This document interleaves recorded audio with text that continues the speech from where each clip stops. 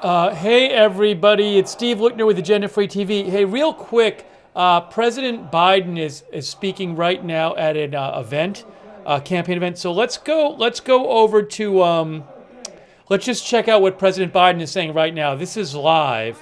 This is live in Raleigh, North Carolina. Hold on a second. Oops, let me get the audio up. I don't have audio. Where's the audio? Why am I not hearing audio? Hold on a moment. Be good if you could hear audio. Hold on. Let's see. Here it is. We're going to restore Roe v. Wade as the law of the land. We're going to stand up for the right to vote. We're going to stand up for Medicare and Social Security. We're going to fight for child care, paid leave, and elder care. We're going to keep lowering the cost of prescription drugs, not just for seniors, but for every single American. We'll talk about Starliner in a minute. Let's just wait a minute. Which is why more than 40 million Americans have health insurance today. So real quick, we're going to talk about Starliner in a minute, Boeing Starliner. We got the news conference coming up, but this was happening right now, so we're just taking a quick look in on this. We're going to provide clean drinking water, affordable high-speed internet, quality education for every child in America. We're going to secure our border and protect legal immigration. And unlike the other guy, we're going to stand up to dictators like Putin, because America bows to no one. No one ever. Folks, and we're going to keep dealing with the climate crisis.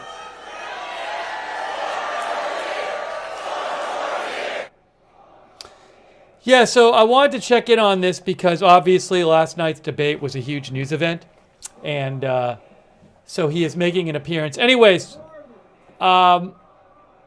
let's give this about another minute, and then I'm going to transition into this Boeing Starliner stuff. Let's watch like one more minute of this, and then we'll go over to the Starliner stuff. Because more than anything else, that is what is at stake in America this election. Your freedom, your democracy. America itself is at stake. Now, folks, I don't know what you did last night, but I spent 90 minutes on the stage debating the guy who has the morals of an alley cat.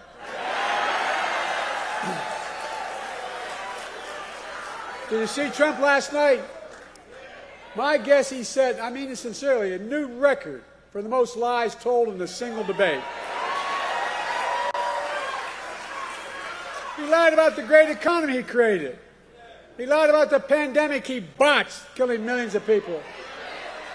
He closed businesses. He closed schools, losing their homes, people all over this country. America was flat on its back. So I told Trump that it was just one of two presidents in American history who left office with fewer jobs than he started. Herbert Hoover was the other one. That's why I call him Donald Herbert Hoover Trump. All right. Anyways, I wanted to just catch a couple of minutes of what President Biden was saying, because he just started right when we got on the air. So that was via Reuters.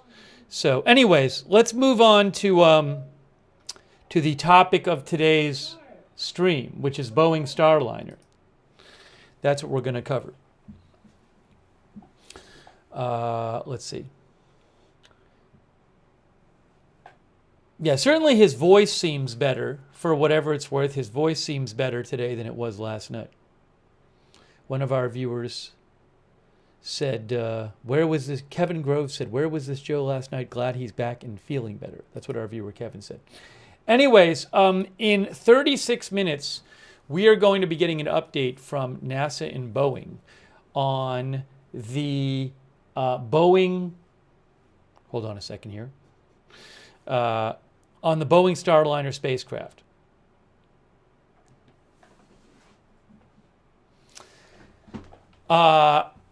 there's going to be, they're doing an audio news conference on the Boeing Starliner spacecraft. This is this spacecraft, which is made by Boeing, which launched its first crewed test flight on June 5th.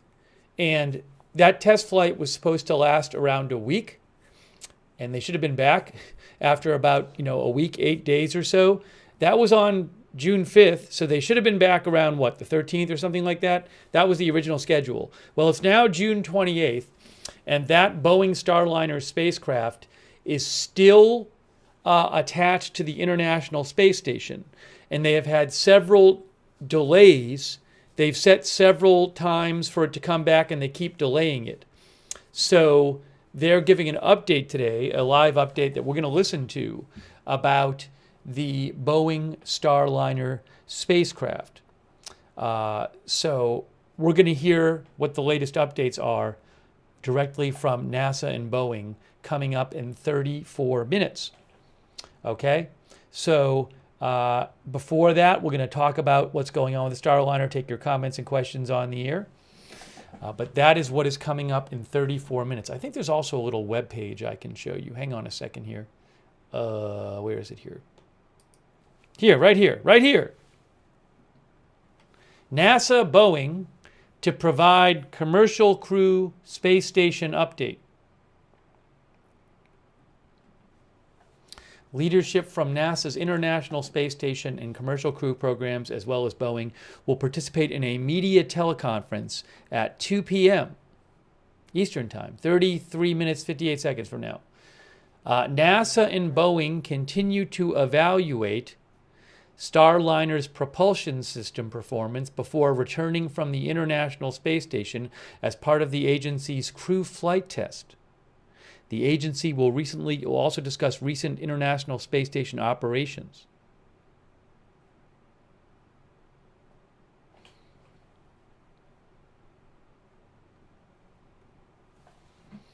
Now, Trish says, are they still stuck on the International Space Station? NASA says they are not stranded there, but kind of depends, I guess, on what your definition of stuck or stranded is.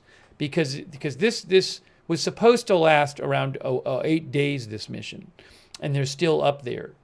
So I believe NASA has said they want to do a bunch of testing. This is a test flight, and there's part of that spacecraft is jettisoned when it's before it comes back to Earth. Like on the way back to Earth, they get rid of it. So they say they want to do tests on this part of the spacecraft while it's in space, because they can't test it when it's on the ground, because it won't be on the ground, that part of the spacecraft. But clearly their return has been delayed, and it keeps getting delayed. So we'll have to see what their update is. Peasy Wheat says, I hope they have positive news about the spacecraft. Sabin Nation says they're not stranded, they just can't leave. IGBO says, can we just hear the truth? If they are in trouble, let us know.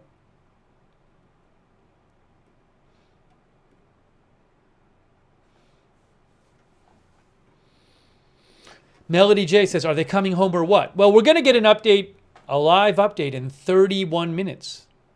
So we'll let you hear it, this live update. How are they doing on food? I think they're fine. I want to say that they're good to go for like a number of weeks.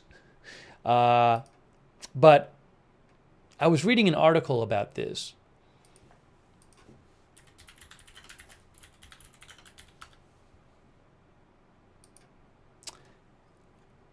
Let's see here. What did it say here?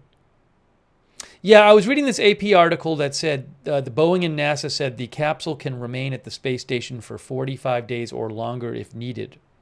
Now, I don't know when they said that, but that would mean that they still can stay there for a number of weeks. Okay. Hey, all right, so let me thank our moderators. And let's start taking some more comments from you. We'll give you a little more background on this whole thing. But we are waiting for the International Space Station Operations Media Teleconference. This will be an update about Boeing Starliner. Sidewalk Connoisseur says, are there more technical problems? I haven't heard any, but I don't know. We'll have to see what they say. Rick Hoppy thinks this is further evidence that Boeing has a quality control problem. Now, Boeing Aircraft Division has had some issues. This is a Boeing Space. Hey, so let me thank our moderators who are with us. Raven Riley is moderating. Thank you so much. Did I get that right? Maybe I'm wrong. I thought Raven. Danny James is here. Hold on. I think Raven Riley's here. I got to check. I got to open up the chats. Thanks, Danny, for moderating. And we have here... They have had some helium leaks on the craft, as our viewer mentioned. Oops, hang on a second here. One moment here. I got to write myself a note. Should do something technical after the stream.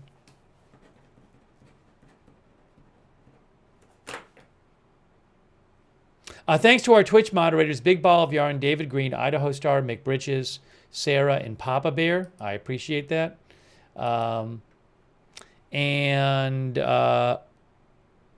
Appreciate you modding. And thanks to our Facebook moderators. One moment, please. 29 minutes until the update. We'll have the update live for you. K. Lowry Body. Margaret Riley, thank you for moderating.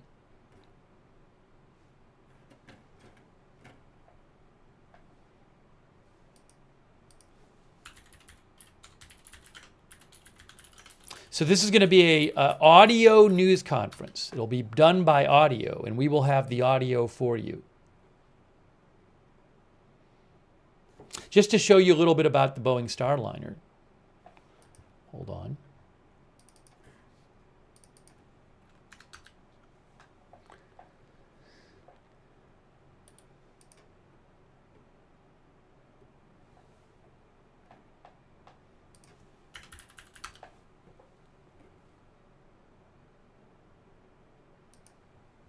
Yeah, so this is the flight test right here that we're talking about. So this flight is called the Boeing Crew Flight Test. That's a picture of the Starliner right there.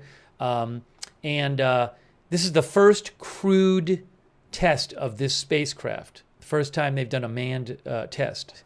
And it is currently attached to the International Space Station. The first Starliner spacecraft mission with crew. This spacecraft is supposed to join a spacecraft from SpaceX, the Crew Dragon. Isn't it the Crew Dragon? Am I right on this? To bring people back and forth to the International Space Station.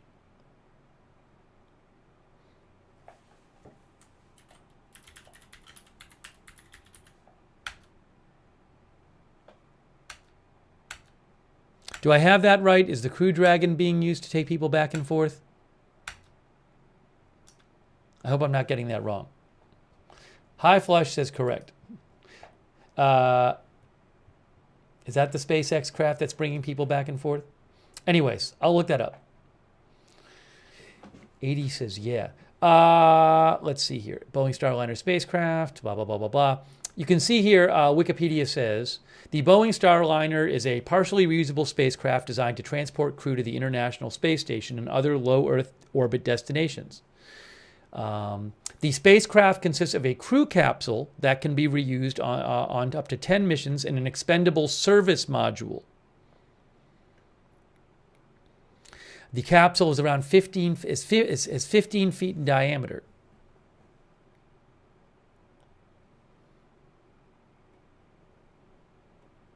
There's a picture of it right there. This is all from Wikipedia. And if we go down here, the Starliner.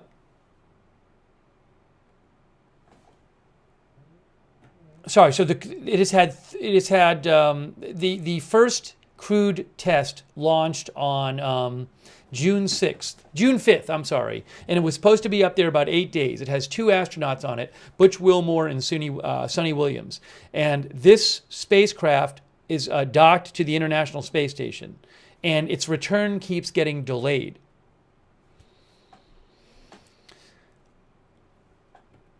So we're going to hear updates in 25 minutes.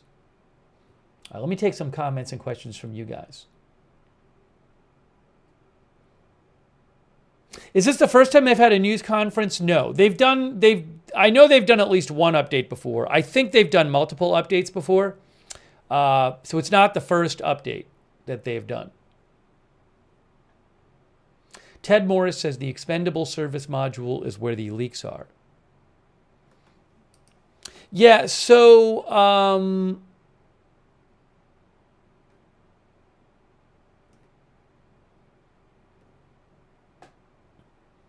right. So AP had an article about the Starliner recently, which said that NASA said that. So you have with the Starliner, you have this extra part of it.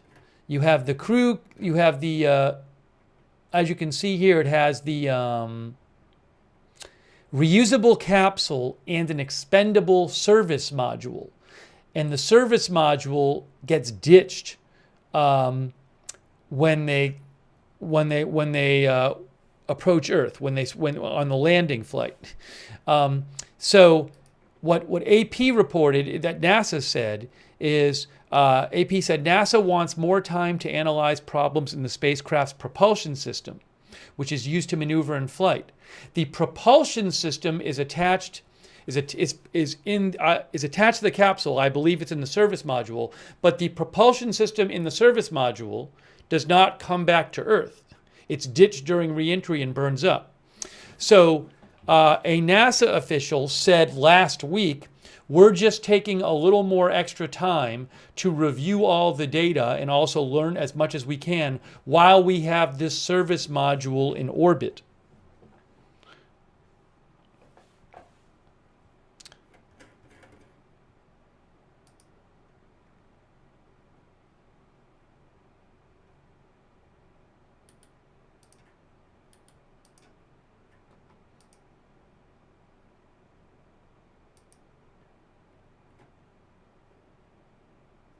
Yeah, you can see here NASA-Boeing adjusts timeline for Starliner return. This is from a week ago.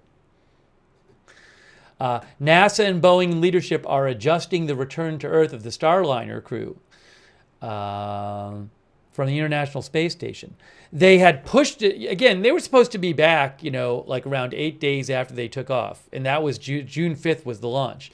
And eventually they moved it to June 26th, but they said, they didn't do June 26th. They said the move off Wednesday, June 26th, deconflicts Starliner's undocking and landing from a series of planned International Space Station spacewalks while allowing mission teams time to review propulsion system data. Yeah, they did a briefing on June 18th, but that was 10 days ago. A NASA official said, we are taking our time and following our standard mission management team process. We are letting the data drive our decision-making relative to managing the small helium system leaks and thruster performance we observed during rendezvous and docking.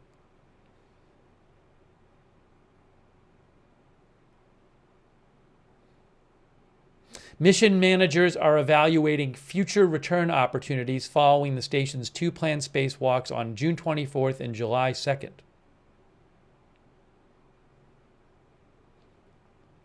So we'll see what the update is today.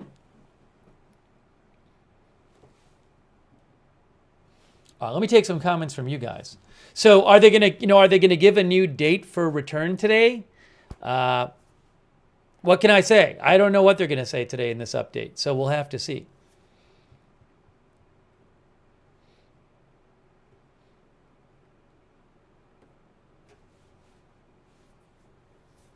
Barry says, when this is over, I'd like to see a full investigation and the appropriate leadership held responsible.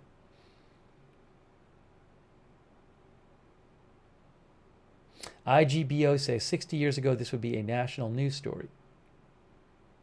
Richie Mick thinks we're hearing NASA spin, meaning we are in serious trouble.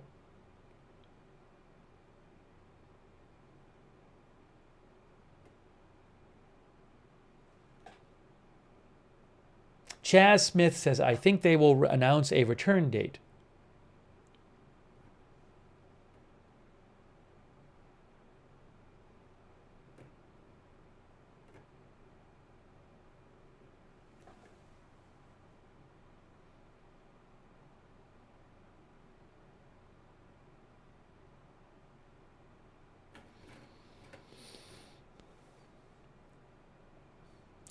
Current Sit Guy thinks better to bring them home on Dragon and return Starliner via remote. We can study it afterward.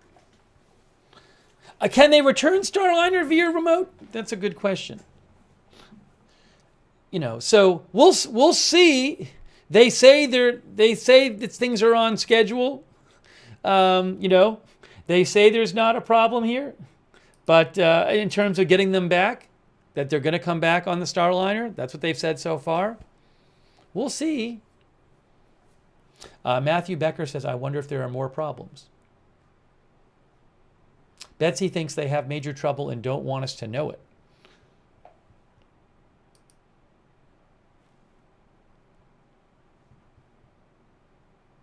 It says right there, NASA Boeing to provide commercial crew space station update. 2 p.m.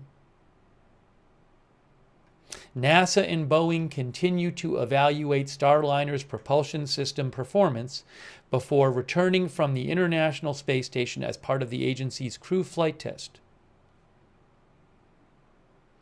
On the call will be the Associate Administrator, NASA Space Operations Program Mission Directorate, Manager, NASA's Commercial Crew Program, Operations Integration Manager, NASA's International Space Station Program, Chief Flight Director, NASA's Johnson Space Center, Vice President and Program Manager, Commercial Crew Program, Boeing.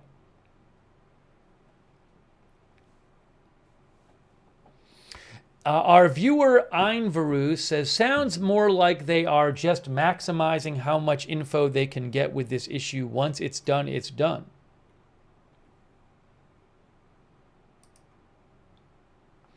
Richie Mick says, is SpaceX capable of assisting in a possible rescue? I don't know for sure. I don't see why these astronauts couldn't go in a SpaceX vehicle.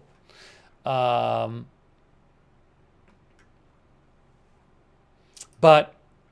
I'm not positive on that, but I don't see what in theory would prevent them from using that.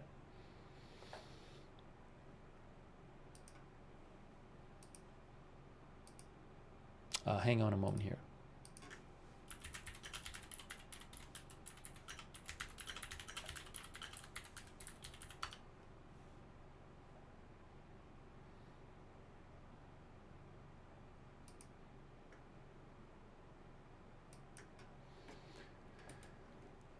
All right, hang on a moment here.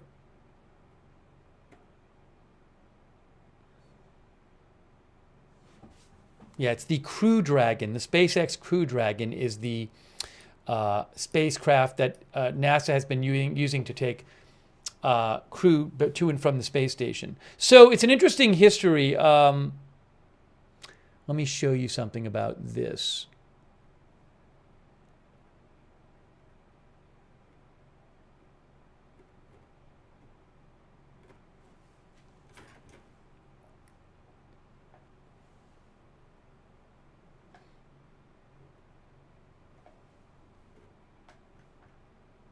So for years, I believe, NASA had no way of getting astronauts to the International Space Station except by using having them go on a Russian rocket.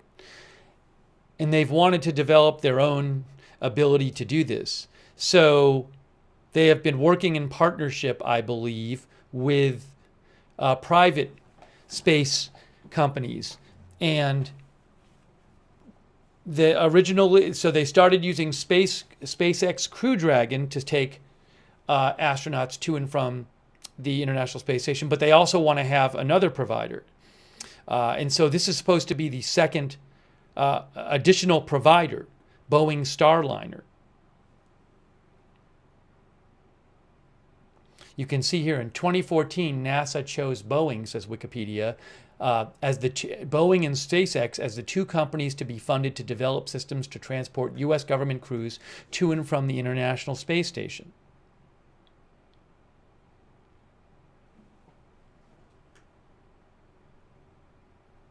But the Boeing Starliner has been delayed for years. The first crewed flight test of the Starliner was originally going to be originally scheduled for 2017, and it ended up being on June 5th of 2024. All right, so we're waiting for this to start in 15 minutes. Let me read some more comments and questions from you guys.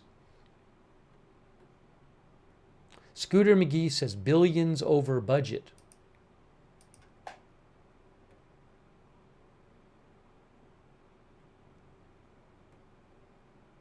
Barry says crew safety should be the primary concern. If there's any doubt, they should launch a rescue ASAP.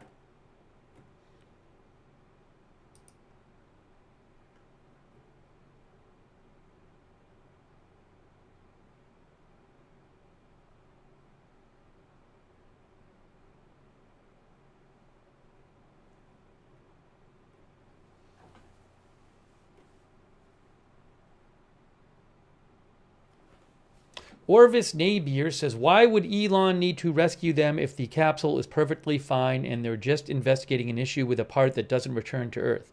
Well, you know, look, they haven't returned to Earth yet. So from what NASA's putting out, they're saying like they're not really stranded up there. But clearly the Starliner has had some issues. So how bad is it? I mean, they haven't sent them back yet, so we'll have to see what happens.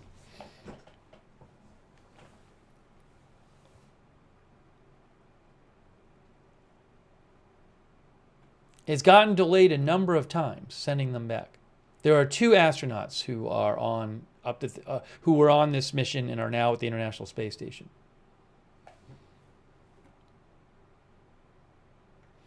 Our viewer, Evelyn Volmer, says if they let SpaceX get them, that would be a huge black eye for Boeing. Thanks to Katya T for your support. Thanks also to ATC Swede and Debbie James for your support. I really appreciate that. Thank you. 13 minutes till we get the new update, audio teleconference, audio news conference. We're going to have the live audio. It's coming up from Boeing and NASA, with the latest on the Boeing Starliner.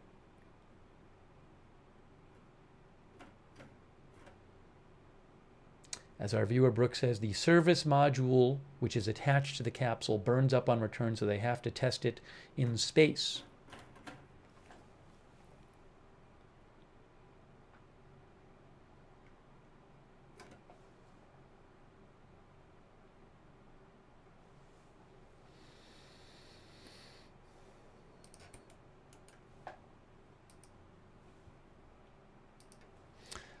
Associated Press pointed out that during docking with the space station, 5 of the capsule's 28 thrusters went down. All but 1 thruster was restarted. That one faulty thruster has been turned off and is not an issue for the return trips, Boeing said. Also, the capsule launched with 1 small helium leak, and then 4 more leaks sprung up by the time it reached the space station. Last week, a NASA official said, quote, so far we don't see any scenario where Starliner is not going to be able to bring Butch and Suni home.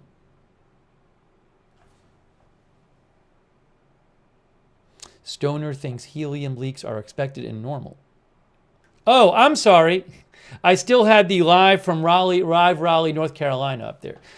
It said Raleigh, North Carolina, because we were showing you a little bit of President Biden's appearance from North Carolina. So it should not have said Raleigh, North Carolina.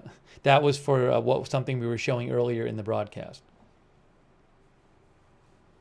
11 minutes 11 minutes until the update.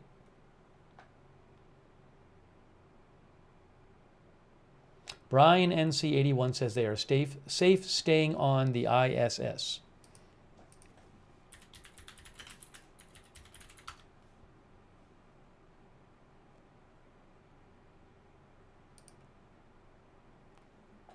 You know, it's interesting. So some headlines about this have said like they're stuck or they're stranded, and NASA has said they're not stranded. I believe NASA said that. Fox News had a headline a couple days ago that said NASA astronauts stuck on Boeing spacecraft face high stakes return from incredibly important mission, expert says.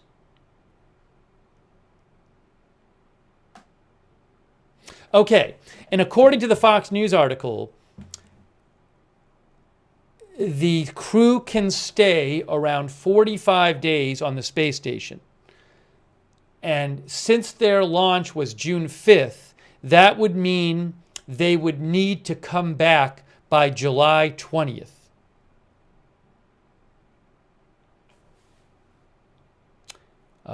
And Fox News says that a series of issues, including recent helium leaks and thruster problems, have pushed the homecoming back multiple times.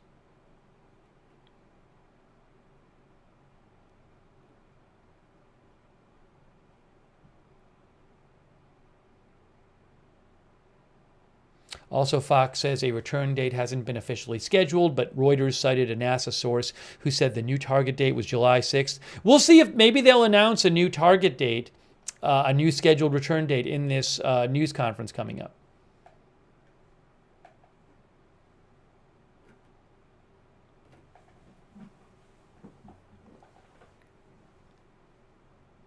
Oh, by the way, I said astronauts. I should point out that also cargo. As the Fox News article points out, that like the Crew Dragon from SpaceX, this spacecraft, if it can be, if the testing can be finished and it can be certified, can take astronauts and cargo to the space station and back.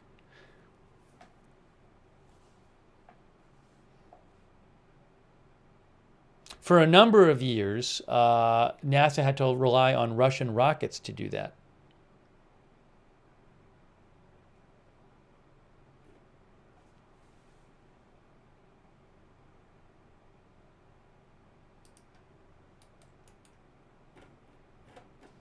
Hang on one second here.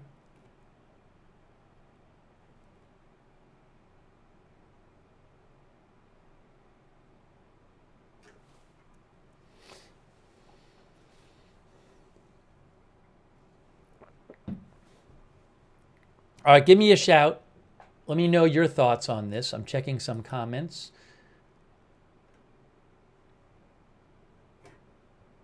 We have 7.5 minutes. How much air have they got remaining? Well, they're actually attached right now to the space station. They're not like floating around in the capsule. The capsule is now, the spacecraft is currently attached to the International Space Station. GM Suarez says, Elon to the rescue, please. The Yarnaholic says, this must be terrifying for them and their families. Maybe a crew could fly up, drop off new parts, and return?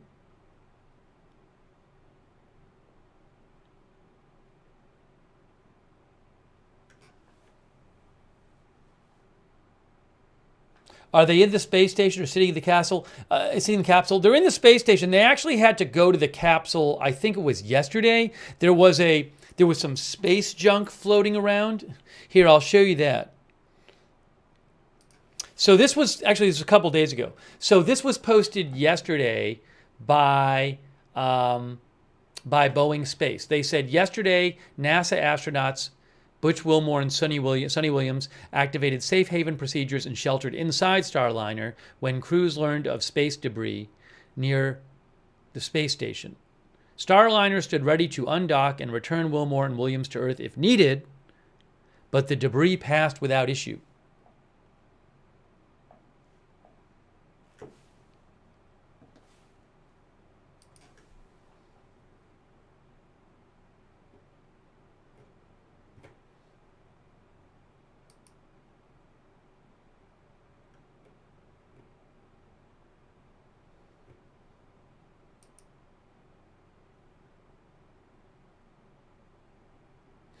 Another thing that NASA and Boeing said, there's a Boeing update I'm looking at right here from a week ago. It says the crew is not pressed for time to leave the space station since there are plenty of supplies in orbit and the station's schedule is relatively open through mid-August. That's a little different from what the Fox News article said, which said they need to leave by July 20th, but maybe they don't. I don't know. We're going to hear more in 5 minutes. Hey, for 5 minutes, we're going to hear live audio news conference from NASA and Boeing on the Boeing Starliner spacecraft, which was supposed to go up for about a week and launched on June 5th, and now it is June 28th, and they are still up there attached to the International Space Station. They've had some issues with the spacecraft, with propulsion, with thrusters. And NASA and Boeing have been saying that they're still going to be able to come down and do reentry on the spacecraft, but we don't have a date for it yet. So what is the update going to be today? We'll have to wait and see. Bringing you live coverage. Dancing in the Sand says, can they leave is the question.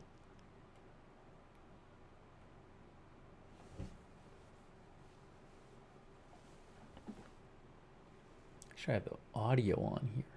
Oh, yeah, you'll see it'll go live here.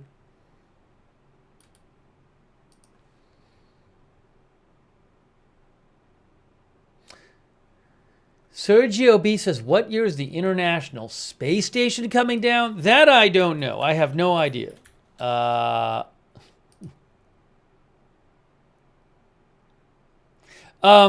Wikipedia says the International Space Station will be in service until the end of 2030, after which it will be deorbited by a dedicated NASA spacecraft.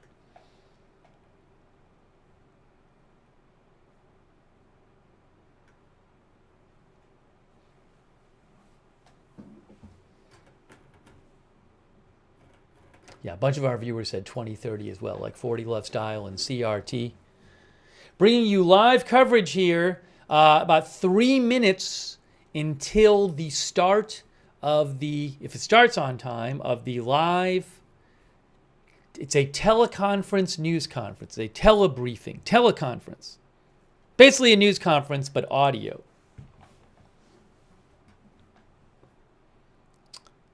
The Lost Alien says they're on the space station, they're safe. Jackson says that SpaceX won a contract to deorbit the ISS. Is that true? I didn't even know.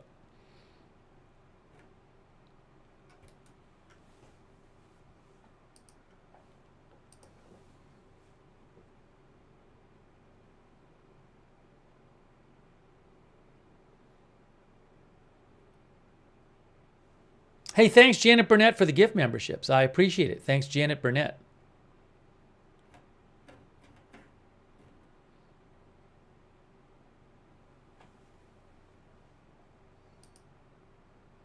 We are waiting for this update coming up now. As you can see, it says right here, NASA Boeing to provide commercial crew space station update. Leadership from NASA's International Space Station commercial crew programs, as well as Boeing, will participate in a media teleconference at 2 p.m. Eastern Time. That's in less than 2 minutes. NASA and Boeing continue to evaluate the Boeing Starliner's propulsion system performance before returning from the International Space Station as part of the agency's crew flight test. The agency will also discuss recent station operations.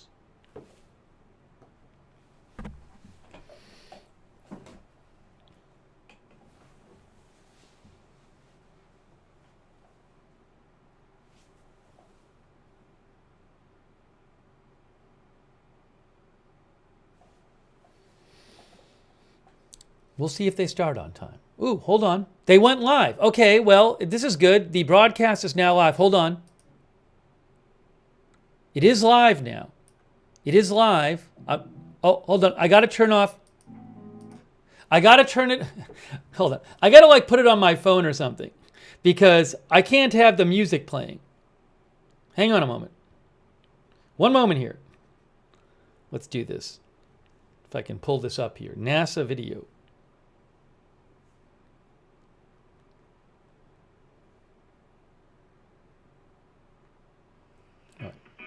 Yeah, there's still some music playing.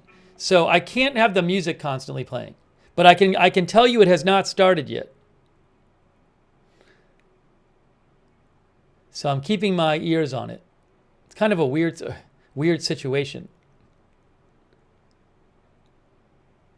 Let's see if it starts right at 2. You see what I'm saying? So I have it on mute, but on my phone I can hear it. I'm going to change the headline in a second.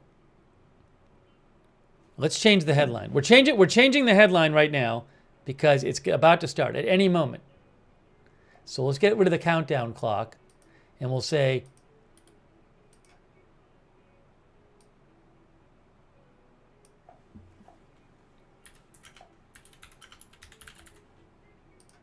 oops, at any moment. No, we got to do it this way. Thanks for your patience. So we're at any time now, this is going to start.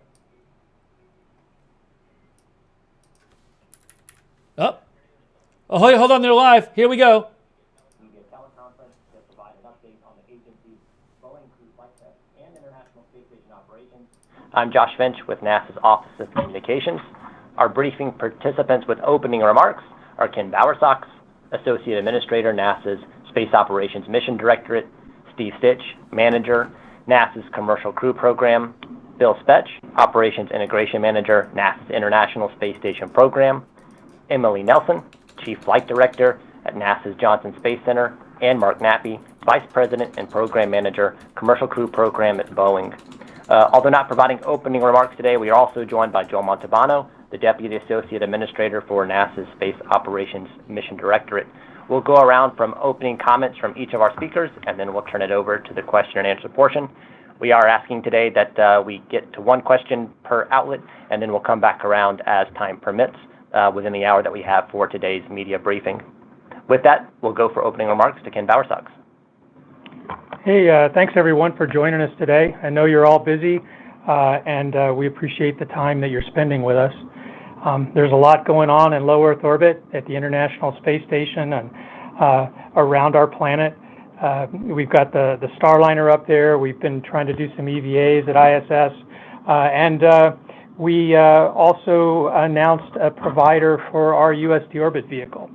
So we thought we'd talk a little bit about all those things today, but mainly focus on the Starliner. We have a beautiful platform up there in orbit, the International Space Station. We do great science. We learn all kinds of new things about operating in space that are going to help us with future exploration going out to the moon and onto Mars. It's interesting. Everybody seems to see the space station a little bit differently depending on what's important to them. As a crew member, one of the things you see about the International Space Station is it's an outpost in a hazardous environment.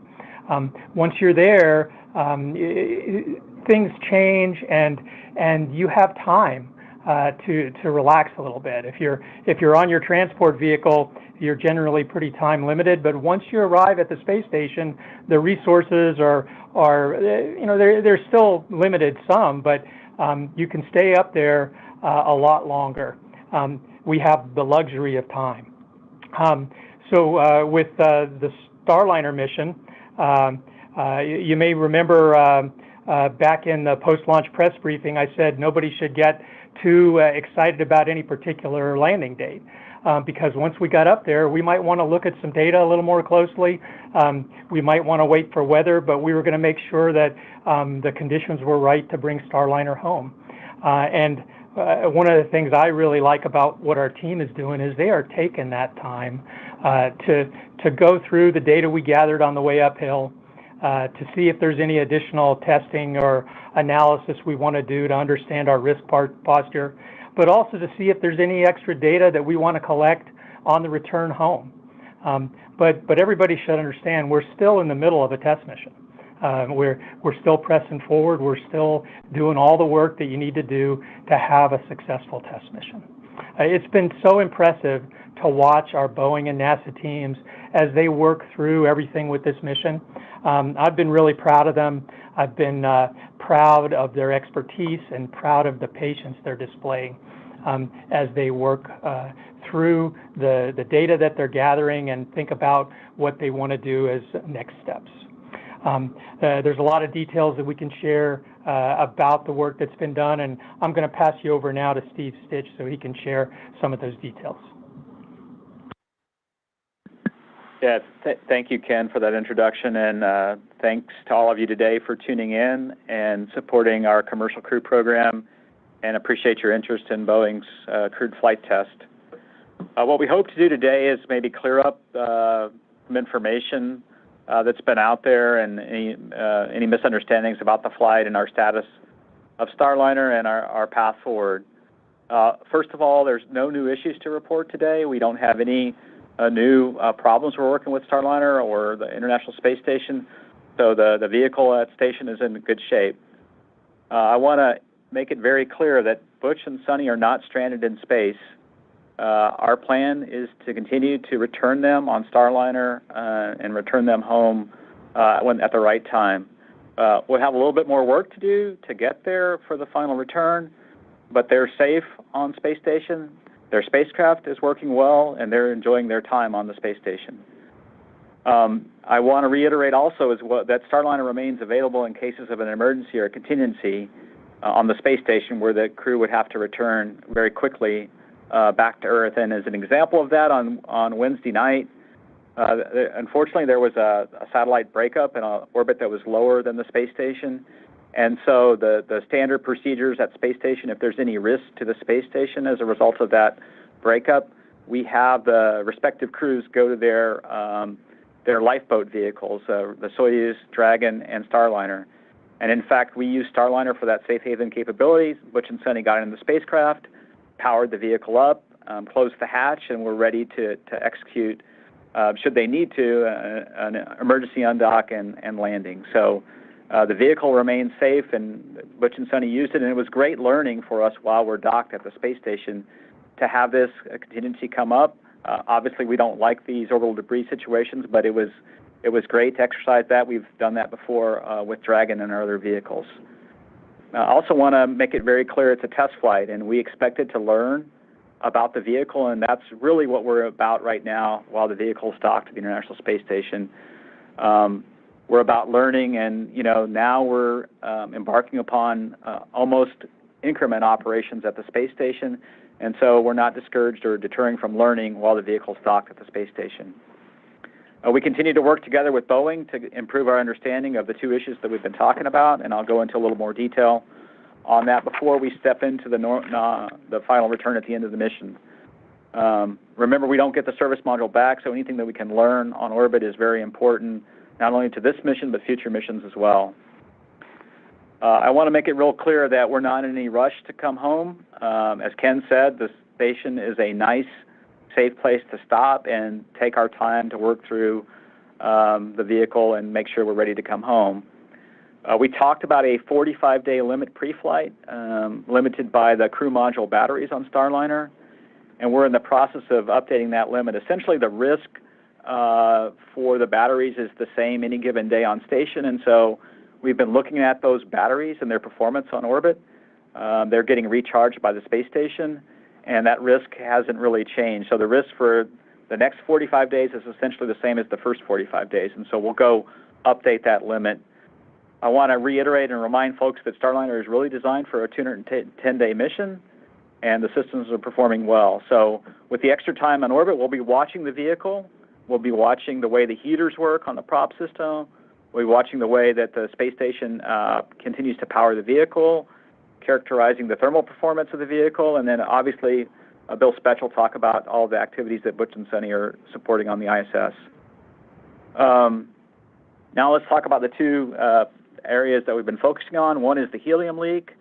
I just want to remind everyone we're not leaking any helium while we're docked to ISS. We have those manifolds closed, so we're not using any consumables in that area while we're docked.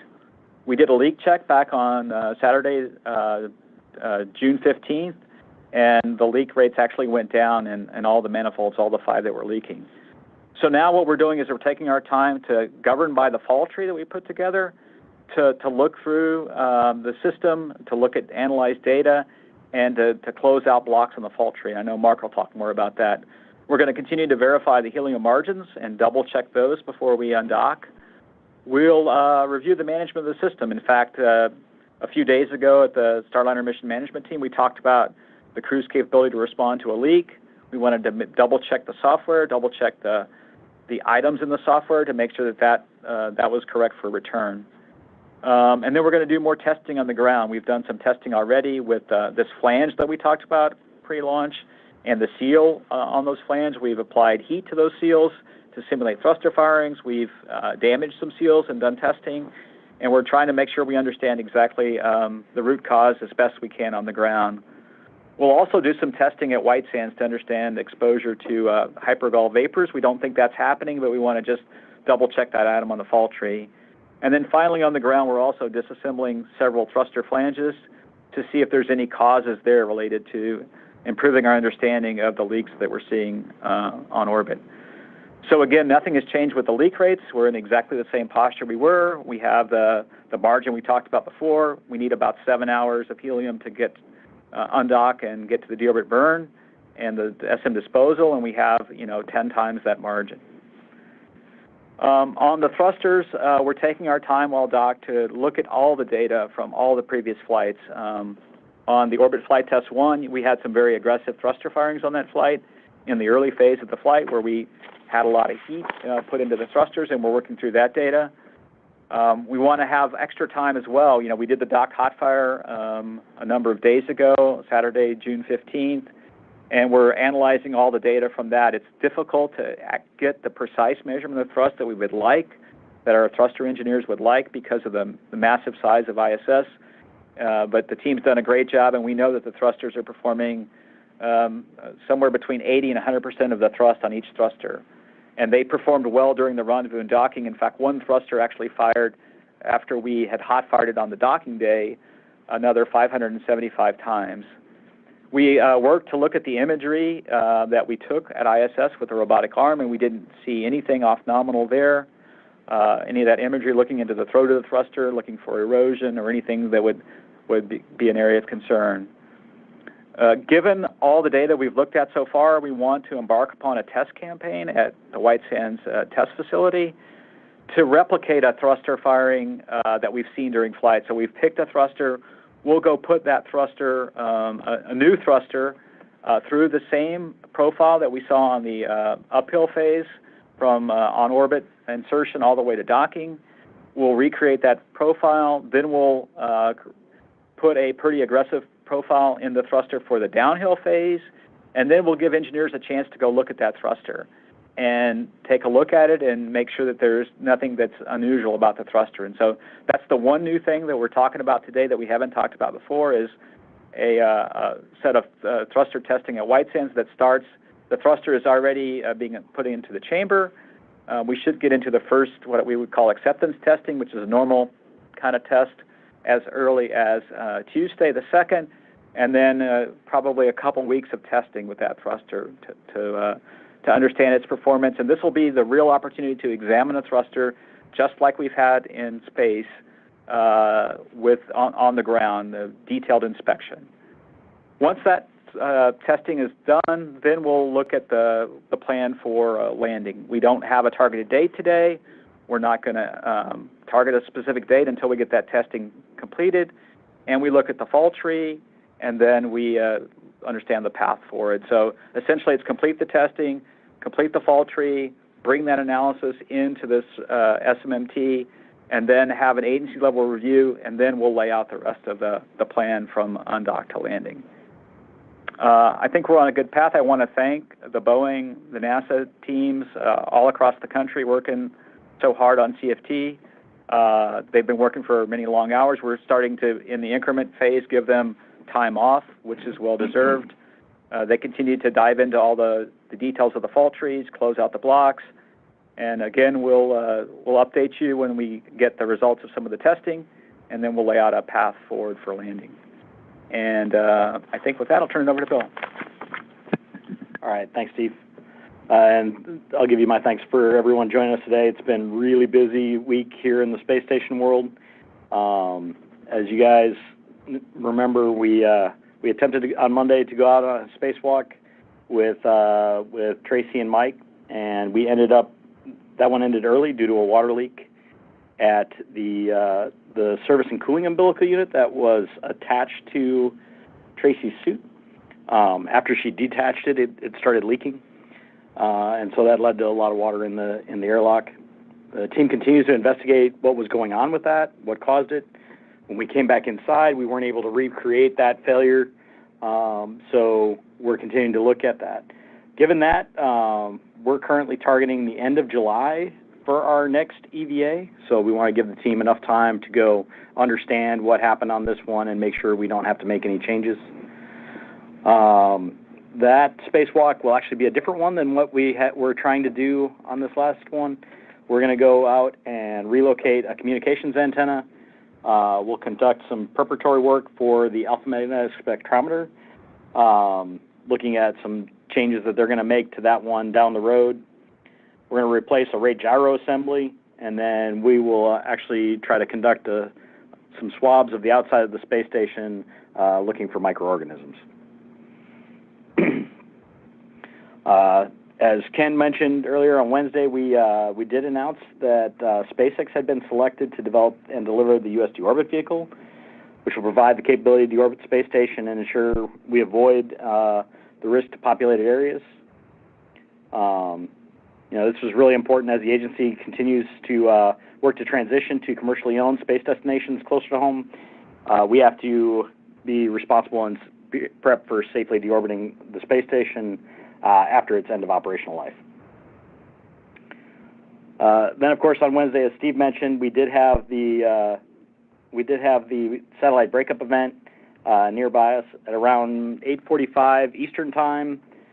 We instructed the crews to shelter in their respective spacecraft as a standard precaution for when these events can happen. They don't happen very often, but if they do, we take that step. The mission control team monitored the path of it, and after about an hour, we were able to clear the risk to the crew and have them exit their spacecraft, and we resumed nominal operations. We now understand that was a commercial Earth observation satellite which launched in 2013 and was decommissioned in 2021. Space Command will continue to monitor the debris field as we work together. So Sonny and Butch are staying busy on station, continuing to help conduct basically a lot of different activities on board Space Station, whether it be critical research or maintenance tasks. They've touched just about every category of task we have to do on Space Station at this point in time, and it's been really great having them up there and having the extra set of hands to help us out with everything. So really, I couldn't be more proud of how the team has worked together through this. We've had a lot of things go on in a short period of time, and the team has worked really well together across all of the vehicles and everybody on board, everybody within the partnership to get through it. And the entire team will be ready to support Starliner's undocking once they're ready to go. And with that, I'll turn it over to Emily. Thanks, Bill. And thanks everyone for joining us today and for your interest in our work here. I would just say that, Butch and Sonny are excited to be on ISS. We are leveraging their extensive spaceflight experience. Of course, they've both been ISS residents in the past, and so they have just seamlessly integrated with the Expedition 71 crew and are contributing a great deal to that mission. They take time out periodically to touch base with the teams that are reviewing the Starliner data. They get to stay up to date on all of the work that's going on as we take a look at their spacecraft, as we complete this test flight and ring out these systems to make sure that we have a full understanding of what the spacecraft is capable of going forward. So they're staying up to date as we work through those various different questions. Beyond that, as Bill said, I could not be more proud of our teams both in space and on the ground. There have been a number of opportunities to come together and and work through issues over the last several months, and the teams continue to perform at a really high cadence. We're all excited to continue this work together and get a whole lot done this summer while we have those extra pair of hands on board. With that, I'll hand over to Mark Nappy from Boeing. Thanks, Emily, and thanks everyone for joining us. I'm going to try to do the same thing that Steve did and try to clarify a little bit. Every morning, I've got Google alerts set, and they send me Starliner stories. And so every morning I sit and I read them, and I'll tell you, from being a representative of Boeing and a representative of the Starliner program, it's pretty painful to read the things that are out there. We've gotten a really good test flight that's been accomplished so far, and it's being viewed rather negatively. This morning I did my normal routine, and I was thinking about what I was going to say in my opening remarks, and I stumbled across Ken Kramer's interview on Starliner. He really did a nice job, and it's because he kept it simple and he just stated the facts. So thanks for that, Ken, and I'm going to try to do the same thing as I walk through my opening remarks and clear some things up, explain why we're staying on ISS longer and why it's a win-win for everybody. First, I'm going to repeat the same thing that Steve said. We're not stuck on ISS. The crew is not in any danger, and there's no increased risk when we decide to bring Sonny and Butch back to Earth. Let's recap a little bit of where we are today. We had a really perfect launch and orbital insertion. We've met all our flight test objectives. We had these operational checkouts that were over and above the flight test objectives that we've also completed, and we've added more. In addition, we've learned a little bit more about what an extended duration mission is, and we would have not learned those things had we just stayed up for 8 days. So we're docked and we're safe. We have an approval to be a lifeboat in case of an emergency on ISS. That means we can return with the Starliner at any time, and that was proven this week, as others have mentioned before me, with the conjunction that was identified, and the crew used the Starliner as a safe haven, and if needed, could have returned to Earth. So now, why are we staying longer, and what are we doing? Well, we had two anomalies. Everybody knows about them: the thrusters being deselected during approach and docking, and we had the helium leaks. We understand these issues and for a safe return. What we don't understand is these issues enough yet is to fix them permanently. Again, I'll say that again. We don't understand these issues well enough to fix them permanently. And the only way that we can do that is take the time in this unique environment and go and get more data, run more tests. So the way we address issues like this is we build fault trees. Sometimes these fault trees have 80 to 100 boxes, and they're all possible causes of why we're seeing what we're seeing. Then we take that data that's available to us and we run tests, and we try to eliminate every single one of those boxes to narrow down to the most probable cause or maybe the root cause. And then once we get down to those few, we can apply fixes to them and eliminate the problem. And that's exactly what we're doing right now. While we have this unique space environment, ISS has welcomed us to stay longer, and the crew's happy to be up there. Let's take the time to learn. Engineering loves data, and this is a really good technical opportunity. Some of the testing that we've done so far, we ran the hot fire test while we were docked, and now we're going to try to replicate what we saw during the docking with a ground test that Steve mentioned earlier. We want to see if we can gain more knowledge and see if it will tell us more about the causes. We want to determine if we should do anything more in flight. Maybe we should try to do more hot fire testing while we're docked. Maybe we want to do something when we do undock with additional hot fires. So running this test will give us more information so that we can make those decisions. This ground test is simply attempting to recreate the space environment and the thruster firing profiles. And we want to look at the results and then determine whether or not we want to do more testing. We may or may not be able to replicate everything exactly as it happened, but we do believe we're going to learn some things from this test with respect to the individual thrusters and help us in our root cause investigation. And that all leads to improving the system for the future. So we have an end-to-end plan. We have a number of actions that have been defined that we're going to go complete. After it's all complete, we'll meet. We'll make sure we did everything we needed to do to understand the system. Then we'll come home safely.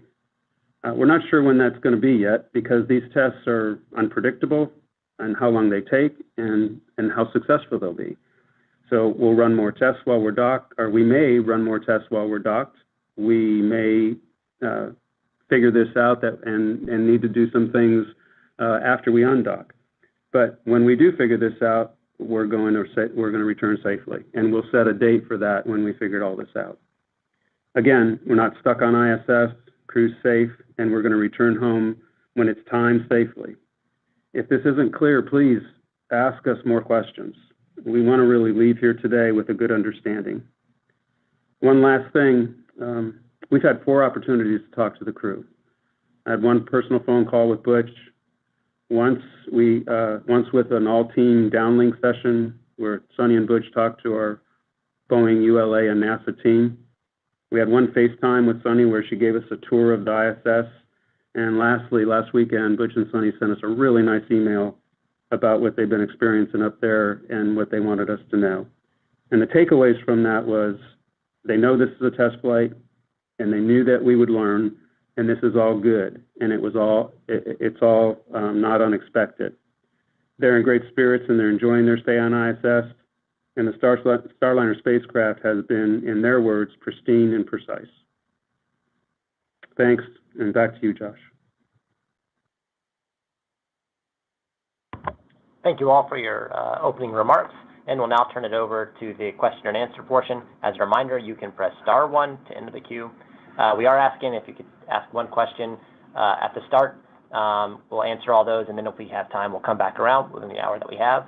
That way we get to as many questions as we can as time permits. And with that, we'll start with our questions, and we'll go to Gina Sinceri at ABC News. Steve and Mark, I appreciate your comments that the astronauts are not stuck or stranded on the space station, but I'm trying to I'd like you to understand that we feel like we're operating in a vacuum out here. We don't get on-camera briefings. We have not heard from the crew since they've been there. So people are trying to read the tea leaves, and literally in the absence of information, conspiracy theories flourish. So what can you do going forward to keep us more on point on this story? I'll start, and then maybe Mark can add. I mean, I think we probably need to be doing a little bit more frequent interaction with the media to keep you up to date when we know something a little bit more, like we did today, where we talked about the addition of the White Sands test facility. Hot fire testing, we need to continue to do that more frequently, just to make sure that the media doesn't take off in a direction that, because of a lack of data provided by NASA and Boeing, you try to fill in the gaps. We should be providing those gaps for you. And I'll turn it over to Mark. That's a very fair comment, and I think we need to take that and develop a better strategy on how we communicate.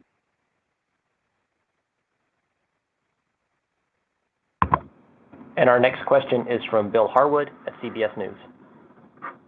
Yeah, thanks very much. Steve, I mean, I understand they're not stranded. I get that completely, but given the uncertainty about the root causes of the helium leaks and the jet firing issues, how confident, how sure are you that the Starliner is safe to come home as is, given the uncertainties that are obviously still out there in terms of root causes? In other words, is it safe now, or is there any question about that? I think part of the problem here, as Gina was referring to, is you've said it's safe to come home in an emergency, but that's different from saying it's safe to come home when everything's normal, if that makes any sense. And I'll leave it at that. Thanks. Yeah, I would say, Bill, that when we say it's safe to come home in an emergency, we have confidence in the Starliner systems that the vehicle will go execute the SEP sequence with no problems, and get to the deorbit burn with no problems, and then execute a deorbit burn. And once the service module obviously has jettisoned, then it's the crew module, which doesn't have any significant issues or anomalies at all. I think what we really want to do is, since it's a new vehicle, new spacecraft, we want to take a little more time to understand the thruster performance. In particular, on the crewed flight test, these thrusters have had more pulses than we've had in the past. They have gone through an aggressive qualification program. 2 engines have had over 4,000 pulses put on them. The pulses were put on those engines in a different sequence, and so the heating may have been different. So we want to take a little extra time to understand the performance of the thrusters on the ground, to do this ground test that Mark talked about as well at White Sands, and then take a closer look at the thruster itself. I think we've moved in the CCP program into a little bit more test-oriented program as compared to Space Shuttle. Space Shuttle many times just sort of leveraged the emergency systems or the contingency systems on the vehicle, and at times came home. And here we want to take a little bit more time to understand the thrusters and come home. In addition, in Space Shuttle, we had a limited life with the fuel cells, and we had to come home at a certain time. Here we have the benefit of being docked to the space station, which provides power, life support, and so forth. So we're going to take a little extra time, do this thruster testing, look at the thrusters with experts from the vendor, from Boeing, from NASA, and just to make sure that there's nothing out there. We don't see anything in any of the data so far. The thrusters are performing well, a little lower thrust than expected on a few of them. But when we fire them, like I talked about, we fired one thruster 575 times after we re-enabled on docking day, and we need about 200 pulses of some of these thrusters for the deorbit burn. So we're just taking a little extra time, as Ken said, to do extra engineering work and make sure that we haven't missed something. And our next question is from Jackie Waddles at CNN. Hi, folks. Thanks so much for taking my question. Question for Steve or for Mark, I guess. I guess I'm just hoping we can gain a better understanding, too, on why we don't have more of a sense of the return time. So, Steve, I know you said you're looking at bumping that maximum up to 90 days, if I understood you correctly. So does that indicate at this point that you guys are definitely looking to take a full 45 at least? Do we have any more information on, projected timeline for the end of this mission? And then just as like a related point, I'm just wondering, with this additional ground testing you're doing, if that might relate to any changes that you could make on the vehicle while it's in space. I guess I'm just looking to be able to give my audience a sense of what data we're still getting from the spacecraft in orbit. Thanks so much. Yeah, I'll adjust the timeline. Maybe Mark can take that second part of it. I mean, the timeline really is driven by how rapidly we can execute the testing at White Sands and then do the thruster inspections. I had the privilege of working at White Sands for part of my career. This test is a little different than what we've done in the past. It is going to be in the same thrust chamber that is used for acceptance hot firing these thrusters for flight. However, we're trying to replicate a pulse train from what we saw on orbit and getting that pulse train defined. We've already defined the thruster that we want to emulate during the test. We've starting to build the pulses and check those out. But it's a more complicated test than we've done in the past on thrusters because we want to replicate a certain pattern of when the thruster comes on, when it goes off, and that whole timing. And so that's taking a little bit more time to figure out how to program into the White Sands system. The White Sands team is very talented. I know they're going to figure out how to do it, and they already have. And so we're just looking at the timeline to execute that test and then review the data. And that's what's really the long pole, I would say, in determining a landing date. And I'll let Mark answer the second part of the question. I'd add to that, the test is currently under development, just defining the requirements and exactly how we want to run the test. And so, there's some uncertainty of the content of the test when you're still under requirements development. That could change the duration. Once you run the test, especially these first-time tests, you're going to have to expect some surprises, which will change the duration. Those two added together, just have us guessing at when we're going to be done with the test. Then there's review of the data afterwards. All those things together makes it impossible for us to say that it's going to come down at this time or we're going to have a decision at this time. Once we get further along, I think we'll be able to do that. But right now, don't want to box ourselves in with another date that's just a guess. On changing the vehicle, there's very little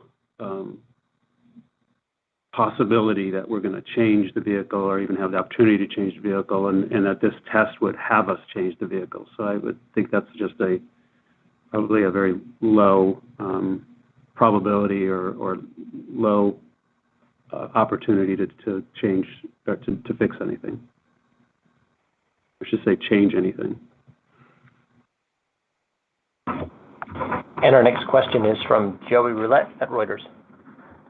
Hey, thanks. I just want to agree with what Gina said. I think if NASA engages a little bit more with reporters beyond its blog posts, I think that would go a long way. Question for Ken or maybe Bill or Joel. I have a Starliner question, but hopefully I can get back into you later. But for now, did Russia provide any explanation to any NASA office for its Rusers P1 breakup this week? Thanks. I've got no information on that topic, Joey. Thanks for asking. Anybody else that might have received information on that topic?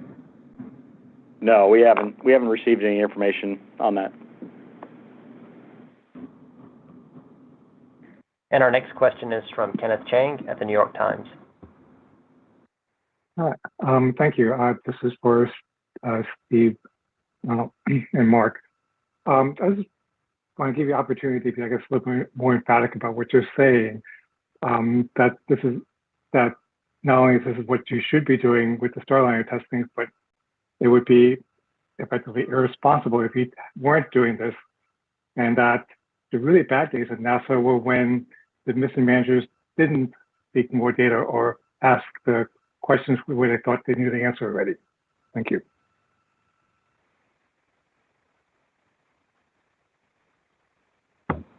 Hey, thanks for saying that. We are trying to do this mission right.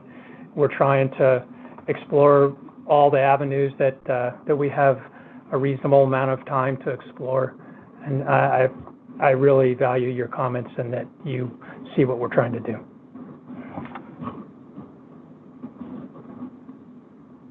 And our next question is from Jeff Bloomfield at National Public Radio.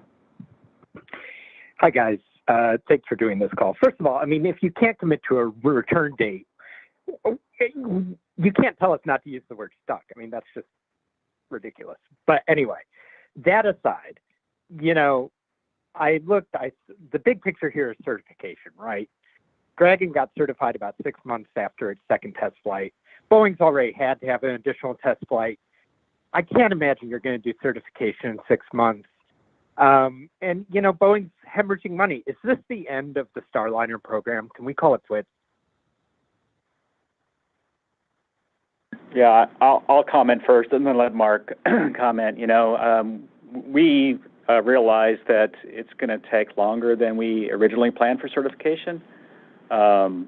We have the teams today, both the Boeing and NASA teams, focused virtually 100% on the crewed flight test, other than Mark will talk about the team in Florida that's assembling the vehicle for Starliner 1. That service module is being built, and then the crew module is undergoing some refurbishment activities. But we understand that it's going to take a little bit longer. But the data we're learning on orbit and with the test at White Sands is certainly going to help us towards certification.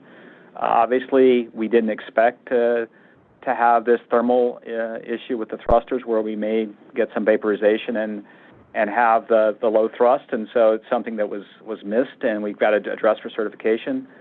We're collecting that certification data in the best way we can, which is analyzing the current mission and then making changes going forward, both for the thrusters, not new thrusters, but maybe the way we're firing the thrusters, and then also the helium system.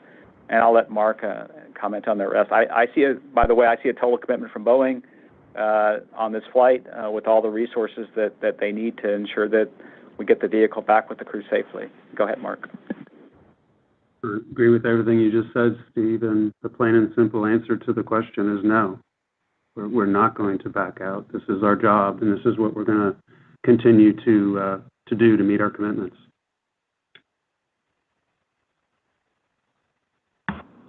And our next question is from Micah Maidenberg at the Wall Street Journal. Thanks a lot, Josh. Just real quick, I'd like to chime in to agree with what Joey and Gina said about communication. But so anyway, Steve and Mark, have the issues with the thrusters and leaks prompted you guys, the team, to analyze any other systems that are going to be used on the next leg of the trip back, besides the service module, of course? I mean, do you need to recheck the parachutes or anything else that we haven't been talking about, given how the leaks and thrusters, the challenges with them emerged? Thanks.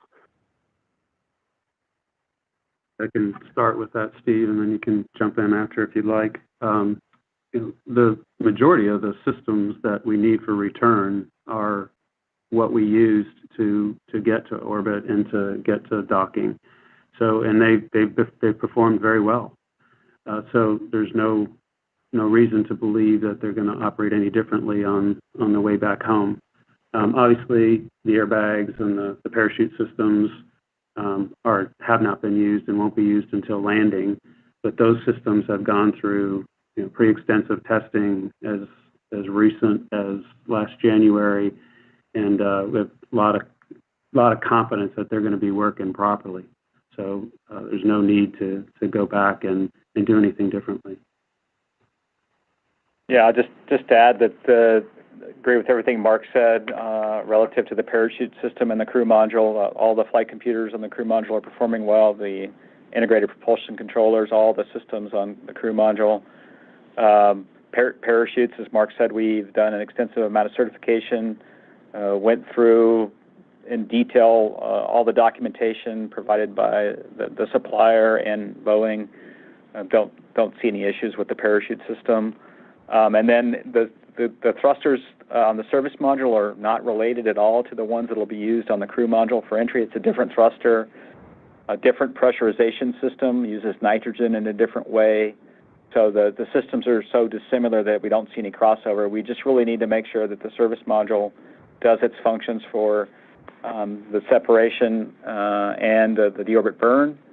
And then, the most aggressive part of the flight for that service module was the docking phase. There's more pulses required in close to station in that final phase of the approach, and then stopping at 10 meters than there are for the deorbit burn. So the service module has had its workout, so to speak, on docking day, and we know that the requirements on it are less for the remainder of the flight.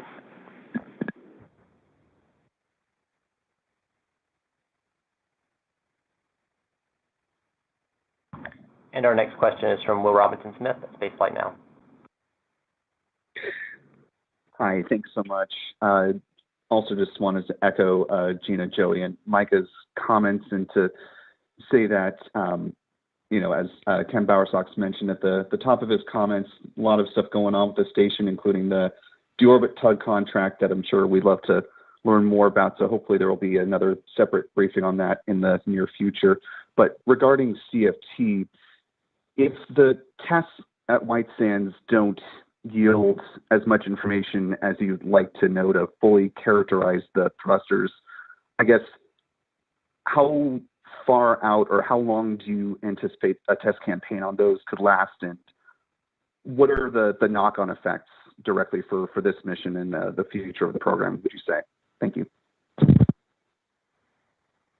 I think right now we think the testing could take a couple of weeks. We're trying to replicate the in-flight conditions as best we can on the ground. We know we have some limitations already. We're going to take that data and then really compile it with all the other data that we have on the thrusters, not only from this flight, but as I spoke of on OFT-1, we had a number of thrusters that pulsed well over 1,000 times early in the flight. We'll look at that data plus the data from this flight and compile it all together. We could go another week or so in the testing at White Sands if we needed to. We have 2 thrusters there that we can test. So I think we just need to get through this first set of tests and see how it goes and what we're learning from those tests.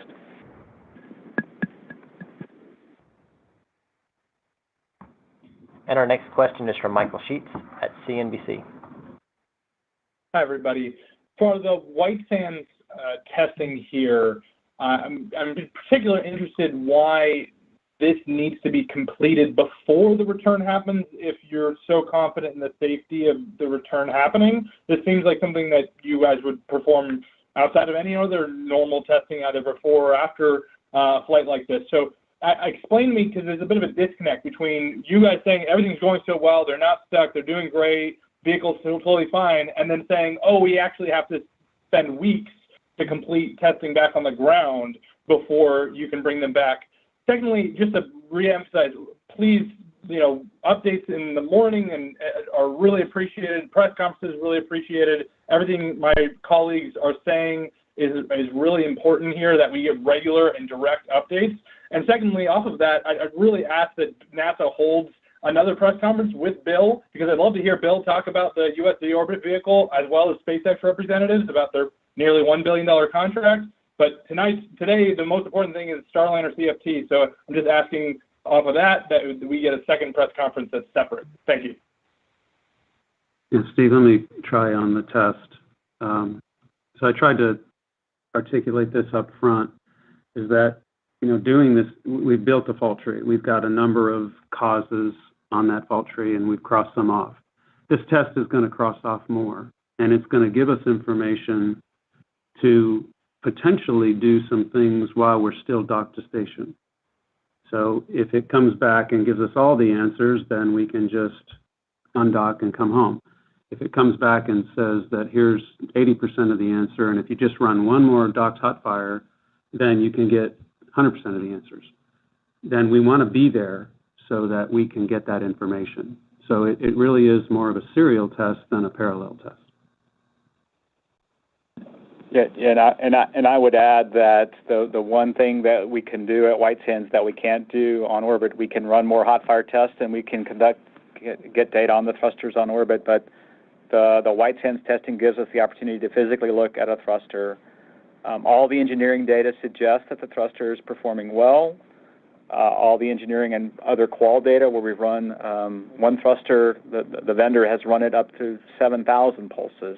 All that data suggests that this thruster should be healthy, but this is a unique set of pulses we put in the thruster, and the team wants to make sure by looking at that thruster at White Sands physically with inspections and borescopes and so forth. And so, as Ken pointed out, we have a great opportunity while docked at the space station to go collect this data and then have it before we return. If we need to return before then for an emergency, we will use all the data that we have in hand today on the thrusters, and we will, base that data suggests that the vehicle should be just fine. But we want to take a little extra time to get this one extra set of data on the ground, if that makes sense. And our next question is from Jeff Faust at Space News. Good afternoon. I'll plus one the comments of my colleagues about the need for more frequent and more thorough briefings and updates.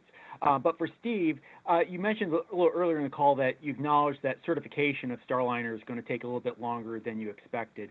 At what point do you have to make a decision about what vehicle to fly in that early 2025 crew rotation mission to ISS, whether Starliner will be ready or you'll have to move up Crew 10?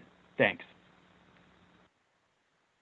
Yeah, good question. I think we've talked about, we have a parallel path right now with Starliner 1 and the Crew 10 vehicle for that February slot. So we're still proceeding with that parallel path. We can take our time and get through the crewed flight test and have the vehicle return with Butch and Sunny, and then we can make a decision afterwards, even if it's a little later than we originally thought. So we still have time.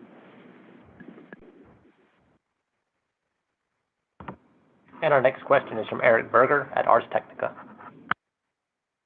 Hi, switching gears just a little bit, since we got Bill Spitch on the line. What is the architecture for the U.S. deorbit vehicle? Is it going to be a modified Dragon, a Dragon XL, or something else?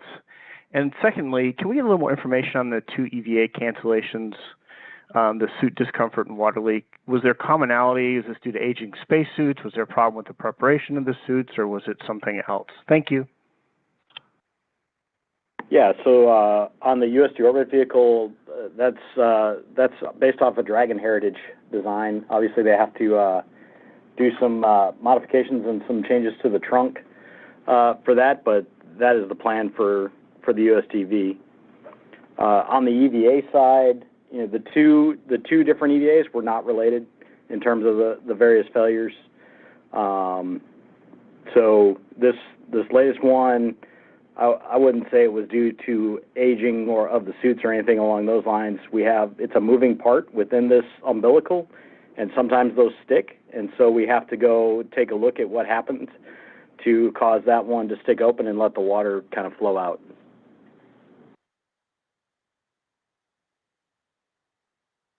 And our next question is from Irene Klotz at Aviation Week. Thanks. This is, I think, for Steve.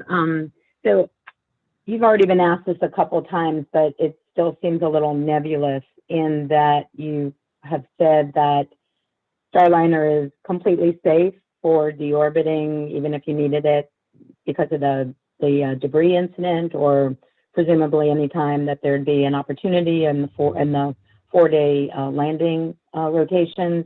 But you've also said that there's a little more work to get there before the final return.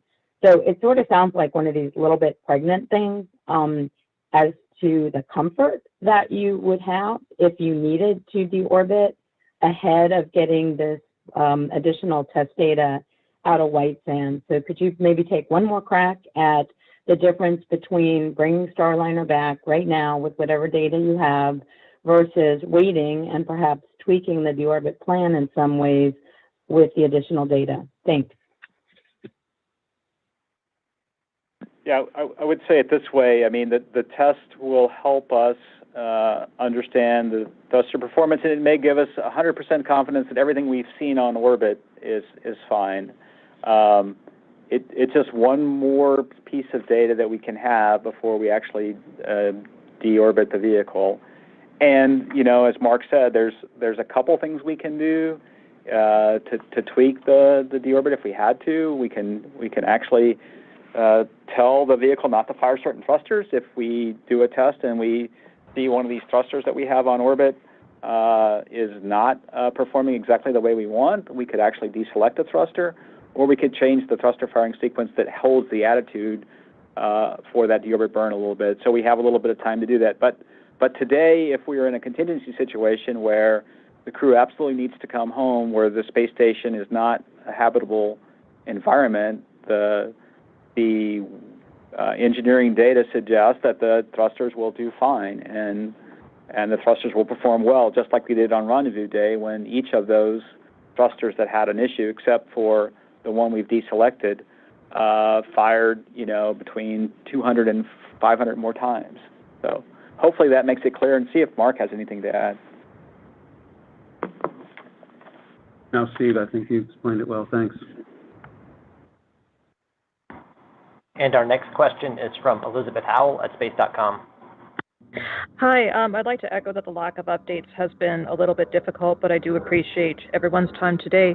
This is probably for Mark. Can you give a bit more clarity about that 45-day limit for the batteries on Starliner and how you're able to evaluate the life and the recharging capabilities to get it to 90?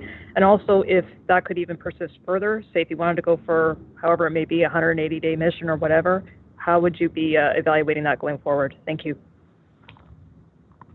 Steve, I think your team is evaluating the extension. Would you like to comment? Yeah, I'll go ahead and take that one. I mean, we put a number on the flight, said 45 days based on the risks associated with this certain battery, and given certain failure modes that could happen. And what we really are doing now is looking at the performance of the battery in flight. We don't see any degradation in any of the cells. The batteries there's like 12 different batteries. There's 500 cells per battery.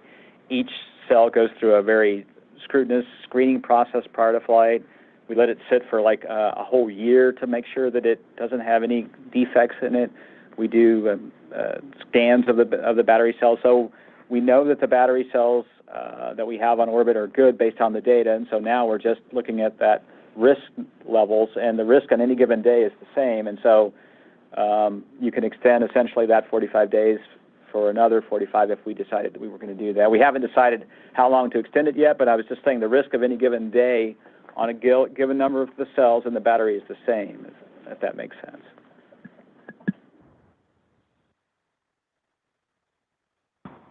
And our next question is from Chris Epperhart, Fox News. Hi, thank you guys. I just had two really quick questions. One, I just wanted to see if it's possible that we could do something like this with a video conference with the two astronauts, if we can arrange it like this, just so we can hear directly from them how they're doing. And the second part of that is, have you been in contact with the astronauts' family? What have they been saying? Are they expressing any sort of concern? Yeah, this is Emily. We, in terms of communication with the families, we keep them up to date. We have specific astronauts that are here on the ground that are assigned the task of making sure they're kept in the loop. And then, of course, Sunny and Butch and all of our crew members on board are effectively able to make phone calls whenever they have some free time. So in addition to the regularly scheduled personal conferences that we set up with their families, they're also able to chat pretty much any day. I mean, and so the families are really kind of involved every day in the mission as we go along.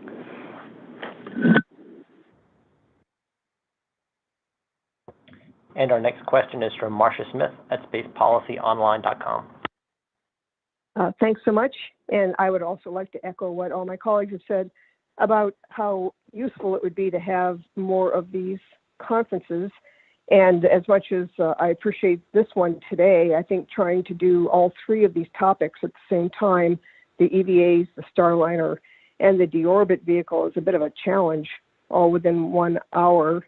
So as others have suggested, I hope that you will do separate telecons or even press conferences, in-person press conferences on at least the deorbit vehicle and even the EVAs. That would be very helpful. But for just now, I have been trying to find out about the second EVA scrub and about Dyson's spacesuit. Is it correct to call it a spacesuit failure, or is it a failure of one of the ISS systems? Exactly what is it that failed? And Bill, I think you said that you were unable to replicate it. Could you talk a bit about how you went about trying to replicate it and just explain that more? Thanks. Yeah, sure. The part that we had the leak on is an umbilical that connects to the spacesuit. So you can imagine I have a set of cables and hoses that all are bound together that hook up to the spacesuit to provide services to it. And one of those lines is water that goes to the spacesuit for cooling.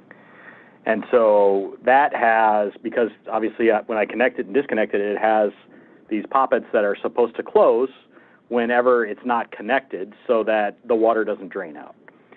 The water that we saw draining out was on the umbilical side, not on the spacesuit side, but it sprays water all over the place, as you can imagine, as it came out. And so we have to look at both sides of the interface after that fact to make sure that we were good with what happened.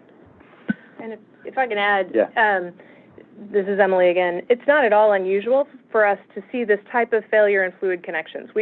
Our standard training for pretty much any fluid connection for the astronauts on board is that they should not be surprised if the poppet, the thing that moves back and forth to either allow water to flow or to prevent water from flowing, gets stuck. In terms of causing it to get stuck, that's just not something that's easy to do. And since this is the first time we'd ever seen that happen, you try to go and actuate it again and you can't get it to fail again. That also is not unusual, given that this is not a pretty regular failure mode for this particular connector. But for fluid connectors across the station, this is not an unusual behavior. We just need to understand this particular one in more detail before we can get the crew lined up to try again. Yeah, and just, we did a number of troubleshooting steps once we got in. We looked at we connected it and disconnected it like 6 different times, sometimes with the line pressurized, sometimes with it not pressurized. So we tried a number of different ways to see if it would just continue to happen. But since it didn't do that, like Emily said, it's pretty rare that we get into this situation So we have to go think about it some more.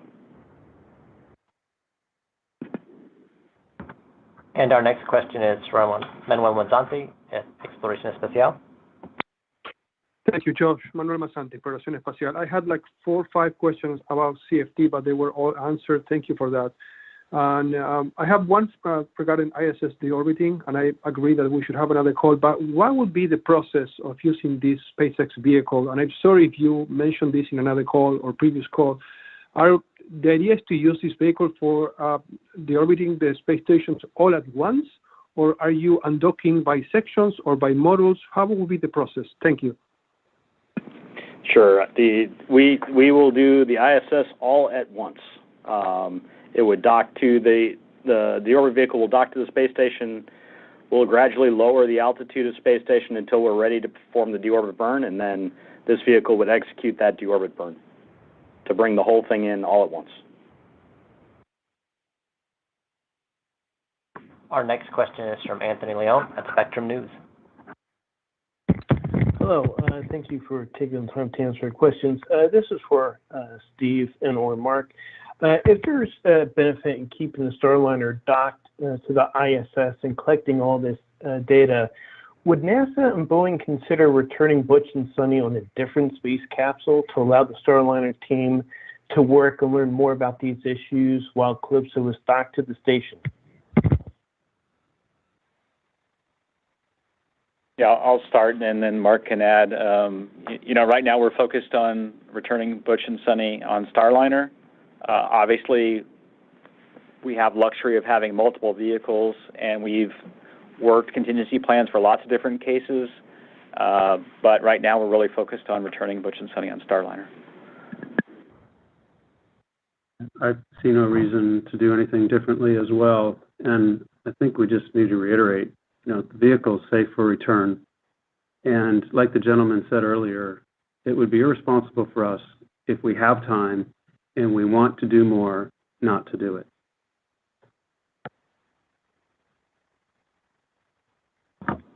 And our next question is from Tim Fernholz at Payload Space. Hi there. I just want to join my colleagues in saying more information is better. I think we all understand what happens when NASA makes an announcement after 5 p.m. on a Friday without a press conference. I'm just curious, since the June 18 discussion, when specifically was the decision made to do the terrestrial hot fire testing on the thrusters?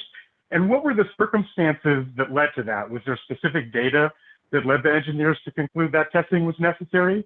And also, what is the progress of the agency-level review, and will that require Administrator Nelson's sign-off? Thank you. Yeah, I would say on the hot fire testing, we started preparing the test stand a number of weeks ago, just in case we might need something. Probably, I'd have to go back and check my records, but so after probably the week of June 10th, we started talking about, hey, we should go reactivate the test stand at White Sands. We needed it anyway for hot firing thrusters for Starliner 2, so we did that. And then just as time progressed, as we started understanding what our capability would be at White Sands, could we really replicate the thruster profile that we saw on the uphill leg and what's required on the downhill leg for the deorbit burn? Once we started to understand that capability, the engineering teams convinced the management teams that both on the Boeing and NASA side that it was wise to go do a test. We looked at the station timeline and what was going on station. Could we keep the vehicle docked for a longer period of time? There was really no constraints there. And so, more data is always better. It's always responsible to collect all the data you can in a situation like this. And so we made the decision. And I'll see if Mark has anything to add. I think I understood the question a little differently. I think the question was, when did we decide to do the docked hot fire tests?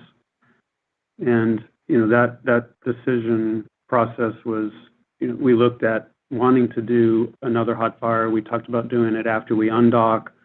And, of course, we did them prior to docking, and we got a couple of them back. After we had discussed it on the Boeing side, we really weren't aware so much work had been done on station to be able to do docked hot fire testing. So once we learned that all that work had been done and we could do it on the vehicle, we said, well, yeah, let's go for that, and let's fire these thrusters and make sure that they're working properly. Our next question is from Megan Bartels at Scientific American. Thanks so much. Can you hear me okay? Yes. Excellent. I just want to echo everyone else on their comments about speaking more with media, both in terms of Starliner and the deorbit vehicle. And my question is actually on the deorbit vehicle and for Bill. Could you talk a little bit about what set SpaceX's proposal above the competitors and when NASA and SpaceX will provide additional details about the design of the deorbit vehicle? Thanks. So obviously we can't talk about selection criteria. You can look at the source selection statement when that comes out to gain insight into that. I don't know exactly when we'll be able to talk about more of the design details associated with it. They have to go through a design process, obviously, and we'll be working through a process with them as part of the execution of the design and build. And we'll keep you updated.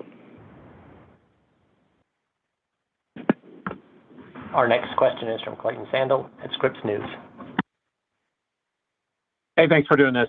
Anytime we have broadcast or posted a story on Starliner, one of the most common comments we see from our audience is, why did NASA and Boeing launch a spacecraft they knew had problems? And now you have mentioned this narrative that has dominated the last week about astronauts being stranded. It's bringing more attention to Boeing's public image. And I guess this is a big picture question for Ken, Steve, or Mark, and that is, in hindsight, how much are you second-guessing or regretting the decision to fly this spacecraft, perhaps prematurely, given the problems that it was having?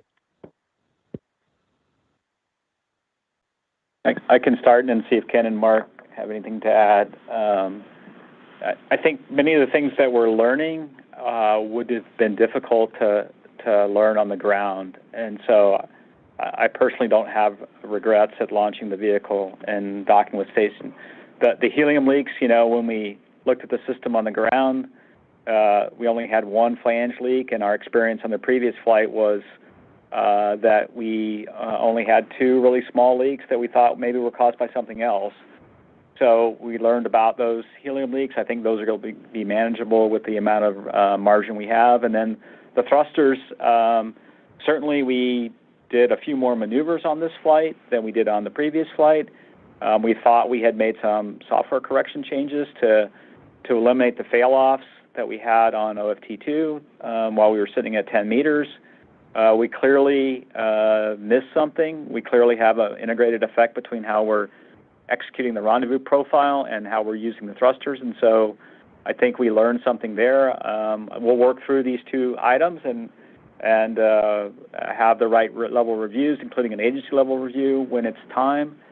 And then we'll bring the vehicle back. So I personally do not have regrets, and I'll see if Mark and Ken have anything to add. Yeah, I will say the same thing. We're running a test, and no regrets on the decision to launch and get into the test flight. The job I had before this was to lead the green run of the core stage at Stennis. And of course, we were using the flight vehicle to do that. And there was a lot of nervousness going into that test because it was, quote, the golden egg. It was the flight vehicle. And, we had lots of discussions, are we ready? And we all realized that at some point you have to run the test. You're running the test to learn things. And you have redundancies in your system in case you were wrong on some things. You have very well trained people to deal with things if you were wrong, and you have tighter tolerances usually with these test vehicles, so that if you get outside the tolerances, there's less of consequences. So I think we did the right thing, and I think we're learning, and we're going to improve the system for the future. Yeah, and this is Ken. I don't find regret a very productive emotional thing to go through. I think instead I ask myself questions like, did we follow the right process? Did we include all the members of the team? Is our approach healthy? And when I look back, I think we did go through all the things that were appropriate, prior to the mission, and we were open to anybody that might have had a different opinion that thought we should be doing something differently. I also was really impressed during the pre-flight reviews. People asked the question, well, what if what we're seeing now gets worse? Is there a way for us to counteract that? And they came up with procedures to counteract the situation if it were to get worse. So I think all of that was very healthy. And then when it comes to the question of safe, unsafe, somebody who some of you may not know, a guy named Mike Serber, has a sign on his wall. He's the safety officer for the International Space Station. And he said, space flight is neither safe or unsafe, but it is incredibly unforgiving. And because of that, you need to be very serious about every decision you make and gather the data when you have time to gather the data and do all the analysis that you can. And that's what we're doing in this case. The real question is, are we willing to put our crew on the spacecraft to bring them home? When it is a contingency situation, we're ready to put the crew on the spacecraft and bring them home as a lifeboat.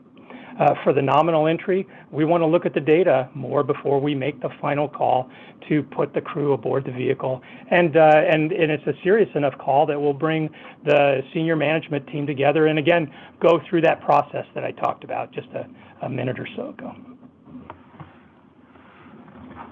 And we have time for one final question, and that's from Ryan Caton at nasaspaceflight.com.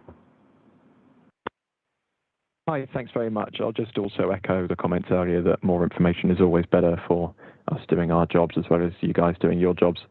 My question, I think, is probably better suited for Steve and or Mark. If your ground testing at White Sands with the thrusters show results which you don't want to see, what are your options for bringing the crew home? Does Starliner's deorbit now require a positive result from the testing at White Sands? Thank you. I'll start and see what Mark has to add. I mean, I think we want to learn at White Sands when we put a thruster through the profile. Can we, at the end of that testing, can we look at the thruster? Right now, the data on orbit suggests in 4 thrusters that have had different experiences of how many pulses they had, when they had the pulses, and what temperatures they were exposed to. They all appear to be healthy. They all appear to have been able to sustain quite a number of more pulses, including one that had 575 more pulses after it was recovered. We want to really look at the thrusters at White Sands afterwards and inspect them just to see if there's any untoward effects. I don't think we expect that. Obviously, if we had some result that was unexpected, we would stop and talk about it, right? That's part of the way we do business. Do we need to test another thruster? Was that a problem with the thruster itself or the test setup? Again, this is a test that is typically done with a thruster, but maybe not quite in this way where you're trying to replicate and duplicate exactly a long series of pulses over a number of days with the thruster. And I'll see if Mark has anything to add. I think Steve made a good point. Our docked hot fires came back, and it appears we have good thrusters to come back with 4 of the 4 that we tested. We didn't test the 5th one.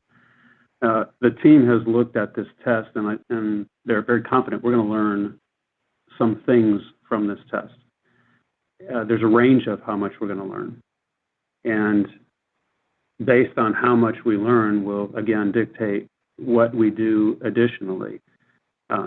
In the event that we learn something on the negative side, then we're going to stop and talk about it. And I wouldn't even try to guess what that might be. We feel we have pretty good hardware right now, and this test is to help support that theory as well as give us more information for root cause. And I'll now turn it over to Ken Bowersox for some closing comments. So I just want to thank you all again for listening in today and asking your questions. One of our main mission goals is to share the information from our space flights with the public, and you're a critical part of that. So we heard your comments about how we share information, and we'll take them into account. We'll see what makes sense. There have been times when we had a press conference every day during missions, right?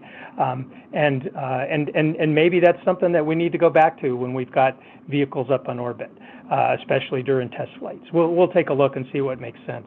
But I also want to impress on you that the team is just incredibly busy. It takes a lot of time to prepare for these conferences, and so we want to give them the time to do their work so that we have the best chance of getting the data we need on this test mission.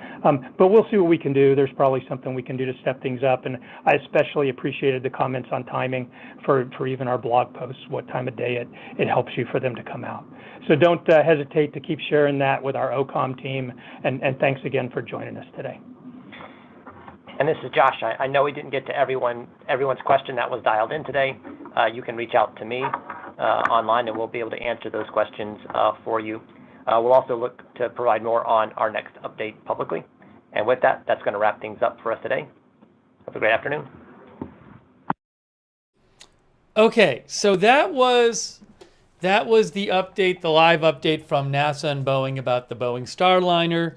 The Boeing Starliner is this spacecraft that NASA has been developing with Boeing. Boeing's been developing for years, and NASA wants to use it to bring, I have to just fix the headline here. NASA wants to use the spacecraft to bring people, here, let me just get rid of the headline for a second. NASA wants to use this spacecraft to bring astronauts and cargo to and from the International Space Station. On June 5th, they had their first manned test flight took off, and it was supposed to basically go into the space station and stay there for like a week and come back. And so it should have come back around like June 13th or whatever, something like that. Well, it's June 28th. It hasn't come back yet, and they keep delaying it coming back. The spacecraft has had some issues with helium leaks and also with thrusters. And what you heard in the press conference today is they said they still have not set any date. There's been no date set for it to come back. They're not setting a date yet. They're going to do some testing of thrusters on Earth that they're hoping to get them some more data to help them understand what's going on with the thrusters on the spacecraft. But I think, I'm going to take your comments in a second, but I think something that several reporters asked about, which, if I'm getting this right, was, so on the one hand, they said, they kept saying they're not stuck up there, they're not stranded up there. They kept saying that the astronauts are safe, they're not stuck, they're not stranded. But the thing is, what they also kept saying is, if there were an emergency, we would feel fine having the Starliner, bring them down if there was an emergency and they had to come down. And something that was asked in the press conference was like, well, on the one hand, you're saying they're not stranded and they're not stuck. But on the other hand, you're saying, well, if there was an emergency, we'd be totally cool putting them on the spacecraft and taking them down. But what about just, forget if there was an emergency, how about just if you want to just have them come down like normally? Not in an emergency, just having them come down like they're supposed to come down. And then also another thing that was going on is they were like, well, we just want to do more, while they're up there, we want to take advantage of this to do more testing, because when the spacecraft comes down to Earth, the service module, which is part of that spacecraft, is jettisoned and it burns up in reentry. And so, on the one hand, they kept saying during the press conference, well, we want to just take advantage of their time in space and to do more tests, so we understand things better. But then at the same time, they also say, well, we'd be fine bringing them down in an emergency. So is the testing just so is it really just taking advantage of them being in space that they're doing this testing? Or is it that there's a lot of concern, will this spacecraft successfully be able to get them down? So, I'm going to put the headline up in a second, but I just wanted to kind of get this out there, that that's some of that tension. I think that's that tension of they're saying they're not stranded, but it seems like they're saying that they're not comfortable bringing them down yet. They're saying that, we're just doing some extra testing while they're up there. But they also seem to have suggested, like, maybe they need to do this testing to be sure that they're okay bringing them down in the spacecraft. So that's, and you heard the reporters asking about that kind of thing. Real quick, I'll throw up the headline. Sorry. Give me a second here. I had a... Let me just do this real quick. I want to take some comments from you and see what you guys thought. But yeah, that's a little the difficulty here in kind of assessing what's going on is you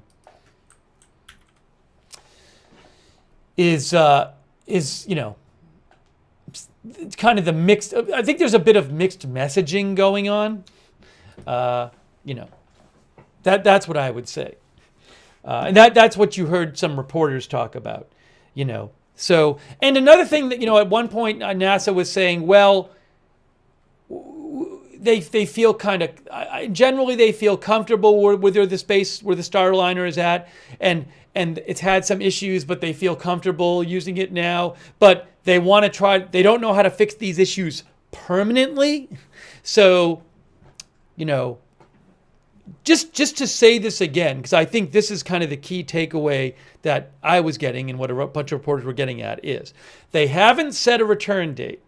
They say the crew is not stranded and they're not stuck. They say the crew is safe and they say they're not stranded.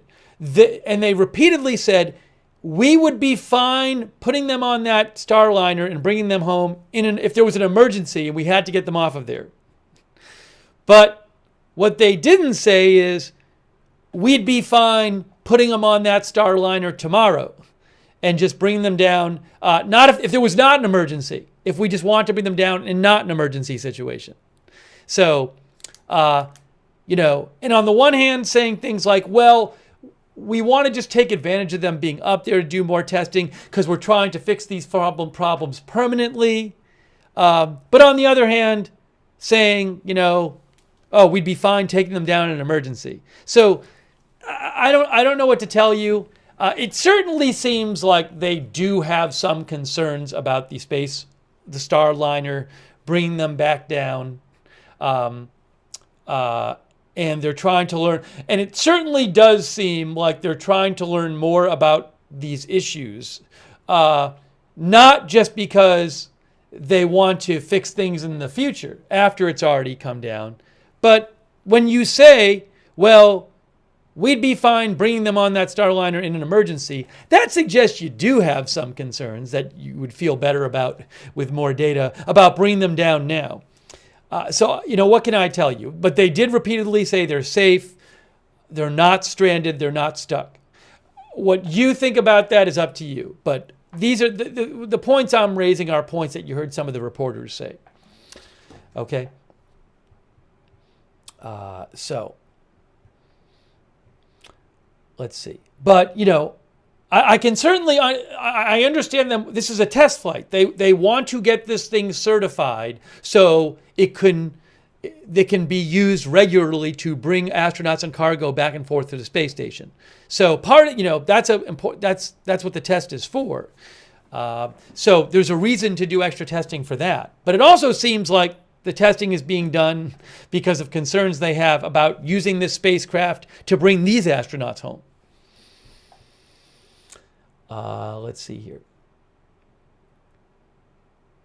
Barry says if there were no concerns, they would be home as scheduled. Now, maybe in the big scheme of things, their concerns are pretty minor about the spacecraft and bringing them home. You know, so if you want, you can go listen to the whole press conference again. Rinda Lynn says opposite. They trust it for an emergency. They trust it to come home normal. They want the extra time for the test. That's not what I heard. That's not what I heard. You literally heard right at the end there, one of the speakers say, we trust it in an emergency. They said that repeatedly. If they really trusted it just as much under normal use as an emergency use, why would you keep saying specifically that they felt comfortable bringing them home in an emergency situation? You just wouldn't say that. So I mean, I'm not telling you, I don't know enough about this to know risk profiles and stuff like that. They certainly didn't sound like super concerned about bringing them home. But they again and again said we would be comfortable bringing them home in an emergency.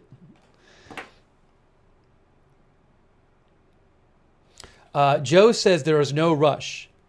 I think there's 7 astronauts on the space station, and I think there's 2 spacecraft attached to the station right now. But look, yeah, they said there's no rush. They said that they have the batteries of the of the Starliners recharging. They say they have food and life support on the Starliner. So, yeah, it's not, there's been talk of some 45-day limit initially, but they said they can go past 45 days. It certainly sounded like that it could be months. Like there's nothing that the food situation or life support situation is not going to make that is not like pressing up against them right now.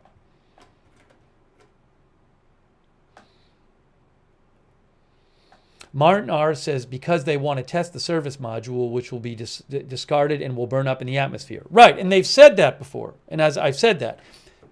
But again, if there were no concerns whatsoever about the spacecraft, and the only reason they were still up there is that they wanted to, say, do extra tests on the service module, or they wanted to do extra testing which will help them certify it in the future.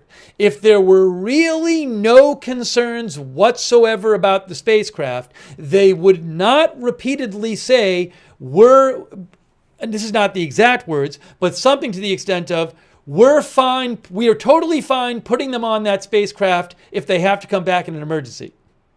You just wouldn't say that if there was no concern whatsoever about bringing them back. And this was something, on that spacecraft in a non-emergency situation. And one of the reporters specifically asked a question about that and said that seemed to be a conflict between them.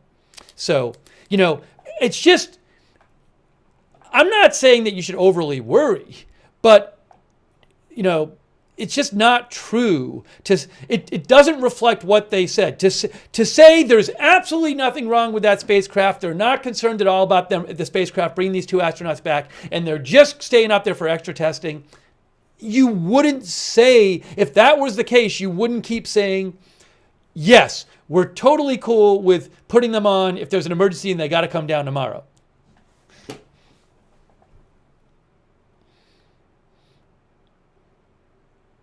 So I'm not saying, what their degree of concern is, and they seem to be confident. They seem to think that there's no great danger to the astronauts. At the same time, they haven't picked a flight date yet. It sounds to me from what they said like both they want to do extra testing to be able to permanently fix these issues beyond this flight and help get the thing certified, but they also want to do extra testing because they have some concerns about the spacecraft bringing the astronauts home. From what they said, that's what it sounded like to me.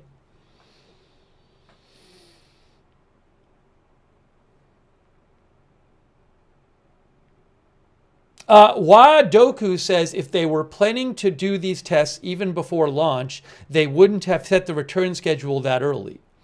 I think that's a fair point that Doku makes, which is like, well, if it's so important to do all these tests while they're up there, why did you schedule the original mission for a week? Fair. And again, I'm not saying you should panic. They seem to be pretty confident, and they seem to be comfortable, and not. They said the astronauts are safe and not in danger. So I'm not telling people to panic. I just, wanted to kind of clarify what the tensions were. And you heard the reporters' questions getting at these points.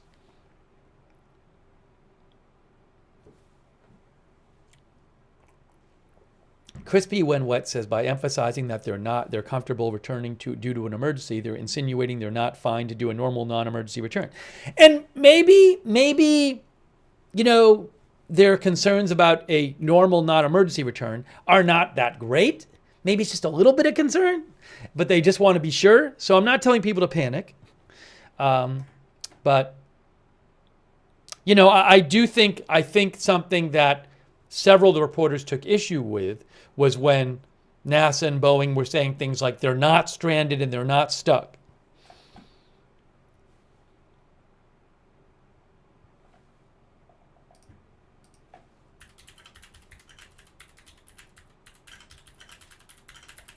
Oh, I'm sorry. Was there 7 when they're up there?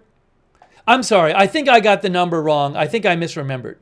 There's two crew on the Starliner, and the number of people on the space station right now is 7. Is it?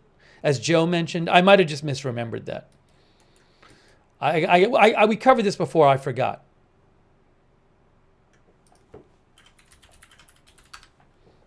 Yes, it's 7 people is the crew, and then the 2 extra is from the Starliner. So I apologize. I just misremembered that. That's my mistake.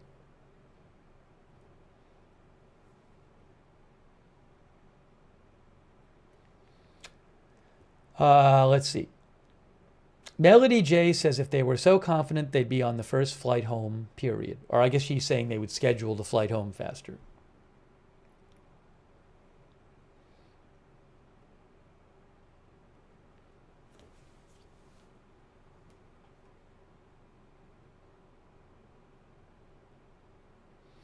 Dolphin Bear said they seem to be avoiding the questions about the actual people, though. There were a number of media. I guess media has not been allowed to talk directly to the astronauts, and that is something that media said that they wanted to do. So maybe that'll happen at some point.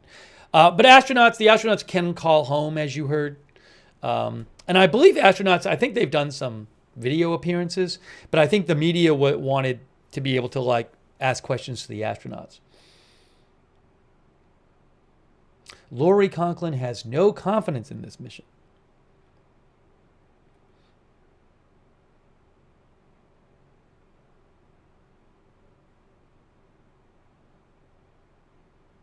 Dancing in the Sand said they literally said they don't know how to fix the problems. Well, they don't know how to fix them permanently, they said. So they don't know, they don't have a complete understanding of what has caused the issues with the thrusters and the helium leaks, as I understand it. But you can be in a situation where you don't know that, but still think like, oh, well, that's not going to matter for their flight home. So both of those things could be the case.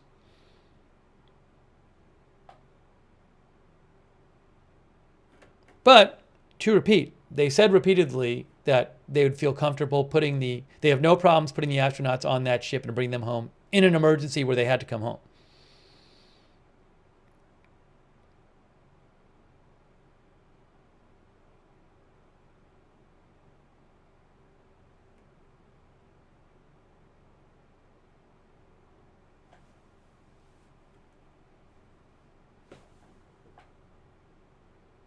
Look, and also I think there's concerns out there because it's not like they had a return date and then just said, well, we're postponing it. This return date has multiple times, as I remember, if I'm remembering correctly, multiple times this return date has been pushed. There was a return date set for, what was it, the 24th? And that got pushed. So they have pushed it.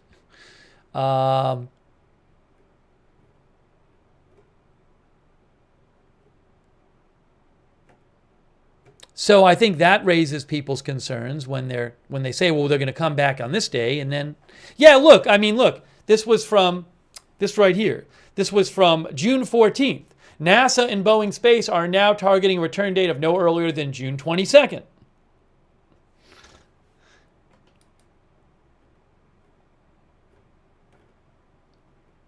Then I think they pushed it further. And then look this. Yeah, and then June 18th.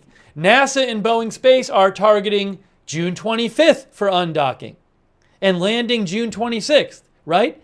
That's 10 days ago. 10 days ago they said we're targeting June 25th and undocking June 25th and landing June 26th. So I think people see that stuff and they get concerned, you know? I don't think it's unreasonable to express concern when that kind of thing happens.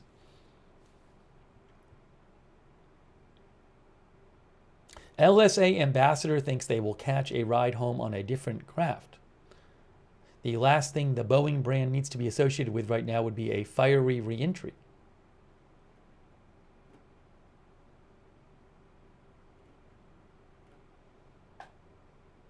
Kevin Graham thinks they have more issues than they want to tell us. I mean, I don't know. I have no evidence that there's other things wrong. It's just, there's this. Look, I'm not a scientist. I don't understand the thrusters and I don't have the data and all that stuff. So at a certain point, we know there's been some issues, obviously. That's obvious. At a certain point, you need to have a good degree of expertise to kind of understand, like, what are the risks? What exactly are the issues? And so they seem today to want to really want to put a reassuring positive spin on it. But at the same time, you can't deny that there's still no return date. The return date keeps getting pushed. And they said they would feel comfortable putting them on that spacecraft and returning them, and if there was an emergency and they had to come home. So I can't assess, are they, would somebody else look at that data and not be as positive? Or would if somebody else looked at that data, would they just be like, oh, I can see why they feel really comfortable and they think everybody's safe and everything like that, and they don't seem that worried. So what can I say? I hope the data, I hope everything is going okay as they suggest it is by their attitude. But again, when you do say we would feel comfortable putting them on in an emergency, that suggests that you do have some concerns. Hey, by the way, a quick thanks to Richard Williams. Thanks so much, Richard. That's really kind of you. Also, Debbie James. Thanks for the gift memberships, Debbie James.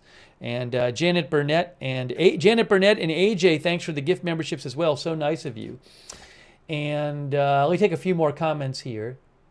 Yeah, Cherry Sour says the lack of communication seemed to be an issue from the reporter's perspective. Yeah, a bunch of reporters said that they wanted more regular updates from NASA.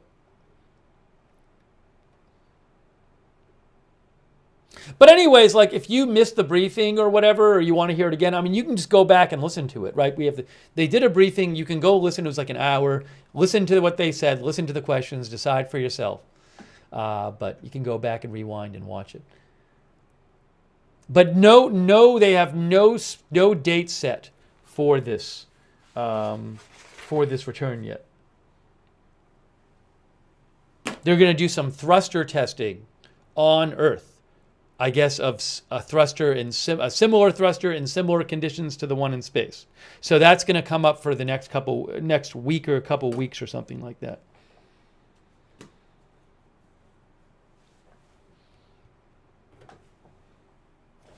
Okay, a replica thruster on Earth. I think they said they were going to do that. They're going to test a replica thruster on Earth. One of the reporters says, you can't tell us not to use the word stuck.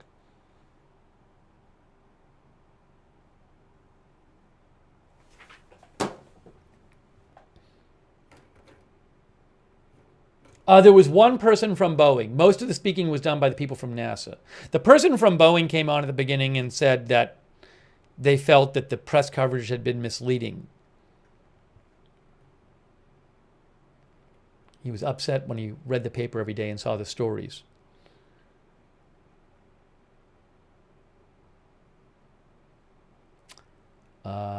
Vilify says NASA can't complain that people are skeptical and making assumptions if they aren't going to communicate with people. R. Bushy says for NASA, dates are everything. Well, one thing that reporters brought up is this idea. One reporter brought up the idea that like even if, assuming they get home fine, could these issues really delay further the certification of this Starliner? The first test flight for this Starliner with humans was supposed to be in 2017 originally. It actually happened in 2024. So NASA wants to be able to have multiple craft.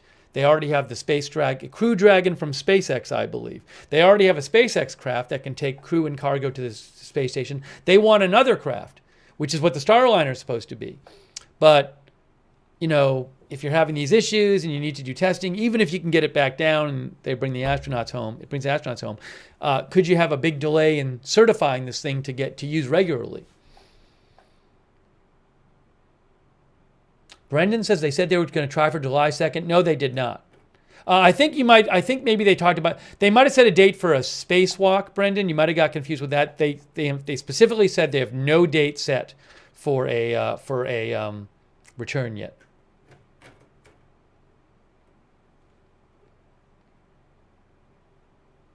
And they also did talk about some, and I don't know much about this, but in 2030, the space station is going to be deactivated and brought back. And actually, it sounds like they're going to deorbit the space station. And I think what they do is so I guess SpaceX got a contract to do this. They're going to be a vehicle that goes up there and lowers the altitude of the, brings that space station down, and then it's going to make reentry. Maybe it'll burn up in reentry. Is that what's going to happen to the space station? That's what it sounded like to me. That's in 2030. So they were asking that as well. Oh, I'm sorry. Thruster testing starts on the 2nd. Maybe that's what the viewer was saying. Scott Bogfoot said thruster testing starts on the 2nd. Okay. Maybe that's what our viewer was referring to. All right. Anyways, we will keep an eye out on this situation. We're definitely following this. I mean, it is concerning that they're still up there. You can't deny that that they went up. They were supposed to go up for 8 days, around a week. So they should have been back around like what, 13th, 14th in theory. And now it's the 28th, and there's no timeline to bring them home. And they keep pushing the date. And now there's no date. So, you know, let's hope that they can figure out what they need to figure out, and that these astronauts can get back safely. And it'd be great if the Starliner could work to bring them back safely. Okay. All right, I think we're going to wrap up this live stream, but I really appreciate you joining me for this stream. It was good to get an update here from NASA and Boeing, and to talk to you and to listen to it with you and talk to you about it. And yeah, if I have any kind of big Starliner updates, there's some huge news about the Starliner, I'll certainly do another live stream. And I'll post updates on my X account at Lookner. At Lookner on X is my X account, so you can follow me there for news updates, including on this. But yeah, and thanks for your comments. I know a lot of you guys know a lot about space and more than me, so I appreciate people writing in and sharing your thoughts in the chat. It's helpful. Thank you. So hey, subscribe, follow Agenda Free TV. We cover all kinds of live breaking news without an agenda. So subscribe and follow the channel, and sign up for our notifications. A lot of breaking news happens, and I don't know what's going to happen. So I can't tell you in advance when we're going on the air usually, but sign up for our notifications. We have a free notification system. You sign up once, it's free, and you get sent a message every time we're going live right before. The mods can post the link to the notifications in the chat. You can also find that link in the Facebook and YouTube description for this broadcast, but sign up for the free notifications. And hey, huge thanks to our moderators. Thank you so much, mods. Really appreciate it. BZ, Ruth Krafasi, Danny James, just to name a few. They were over there on YouTube moderating. Lyra Stars. Thanks, mods. Paul Anderson, Margaret Riley, Kay Lowry Body over there on Facebook. Facebook still hasn't fixed the Facebook stars for some reason. I'm sorry about that. I keep writing to them about it, but they don't fix it. Maybe one day. Christina Neal, thanks for moderating over there. Over on Twitch, thanks for being there. Big Ball of Yarn, David Green, Idaho Star, McBritches, Sarah, Papa Bear. I Got That Fire. All of our mods over there. Thank you. And and Linda Belk and Larry moderate for us on X. Thanks to all of our moderators. Huge thanks to you. And also thanks to everybody who donated to the channel. Really appreciate your support. Your donations are what keeps this channel on the air. So thanks so much for your support. Much appreciated. Just to say thanks again, Debbie James, ATC Swede, Katya T, AJ, Janet Burnett, Jackson22 on Twitch. Thank you for your support. If you ever want to donate to the channel, you can go to agendafree.tv, agendafree.tv. And hey, reminder, I do have a personal channel where I sometimes do some non-news live streaming. If you ever want to check that out, my personal channel is called Lookner on YouTube and Look Nerd with a D on Twitch. Lookner on YouTube, Look Nerd on Twitch. That is some non-news live streaming I sometimes do. Let's see here. What else did I want to say? Oh, thanks to our Discord mods, by the way. And if you want to, at the same link as the free chat, as the notifications, the free notifications, the same link at that as that. You can also check out our Discord chat where you can chat with other viewers when we're not on the air. A lot of our viewers like doing that. So check out our Discord chat. And if anybody's interested in being a volunteer moderator, that'd be awesome. Sometimes there's a wait list, but you can ask our mods about that. Hey, thanks to our subscribers on Twitch for your support. People like Relila and Jackson22 and Shaggy and Wall Street, Bearded Seveth. Thanks for subscribing. Blue Pip, thank you. The Sugaro says if they could come home, they would be home simple. That's what the Sugaro thinks. Thanks to Sugaro for subscribing and all of our other subscribers over there on Twitch. Thank you. Thanks to our Facebook subscribers like Eve Richards and Lou Green, Kay Larry Body, Margaret Riley, Billy Joe Drage. All of our Facebook subscribers, thank you for being there and for supporting the channel. Oh, Paul Anderson was moderating on Facebook too. Thanks, Paul. And our YouTube members, thanks for your support. Paula Faust, Marty Hagwood, Marissa Pugliese, Lucky Minute, J.K. Sinar, French Toaster, Lori Conklin, Timothy Bibb, Lunali Syria, H. Parsons, LSA Ambassador, GC, PZ Papazulu, and all of our other YouTube members. Thanks for being there, KK. And thanks for all of our other viewers as well. Paula Faust, and Gary Jones. Thanks for tuning in. All right, guys. We're wrapping. Scott for Mayor, Aaron Weirdo. Thanks, folks, for tuning in. Nimrod Quimbus, our member. Thank you. All right, guys, and Desi Des as well. All right, guys, that is it. I'm wrapping it up. You've been watching our live coverage of the NASA and Boeing update of on the Boeing Starliner. If you missed it, you can go back on the stream and watch it. It's all there for you. That's it for now. Thanks for watching. We'll see you soon with more live breaking news coverage. Oh, and thanks so much, Desi Des, for your support. Really appreciate that, Desi Des. Thanks, folks, and thanks to our mods, and we'll see you soon with more live breaking news coverage right here at Agenda Free TV.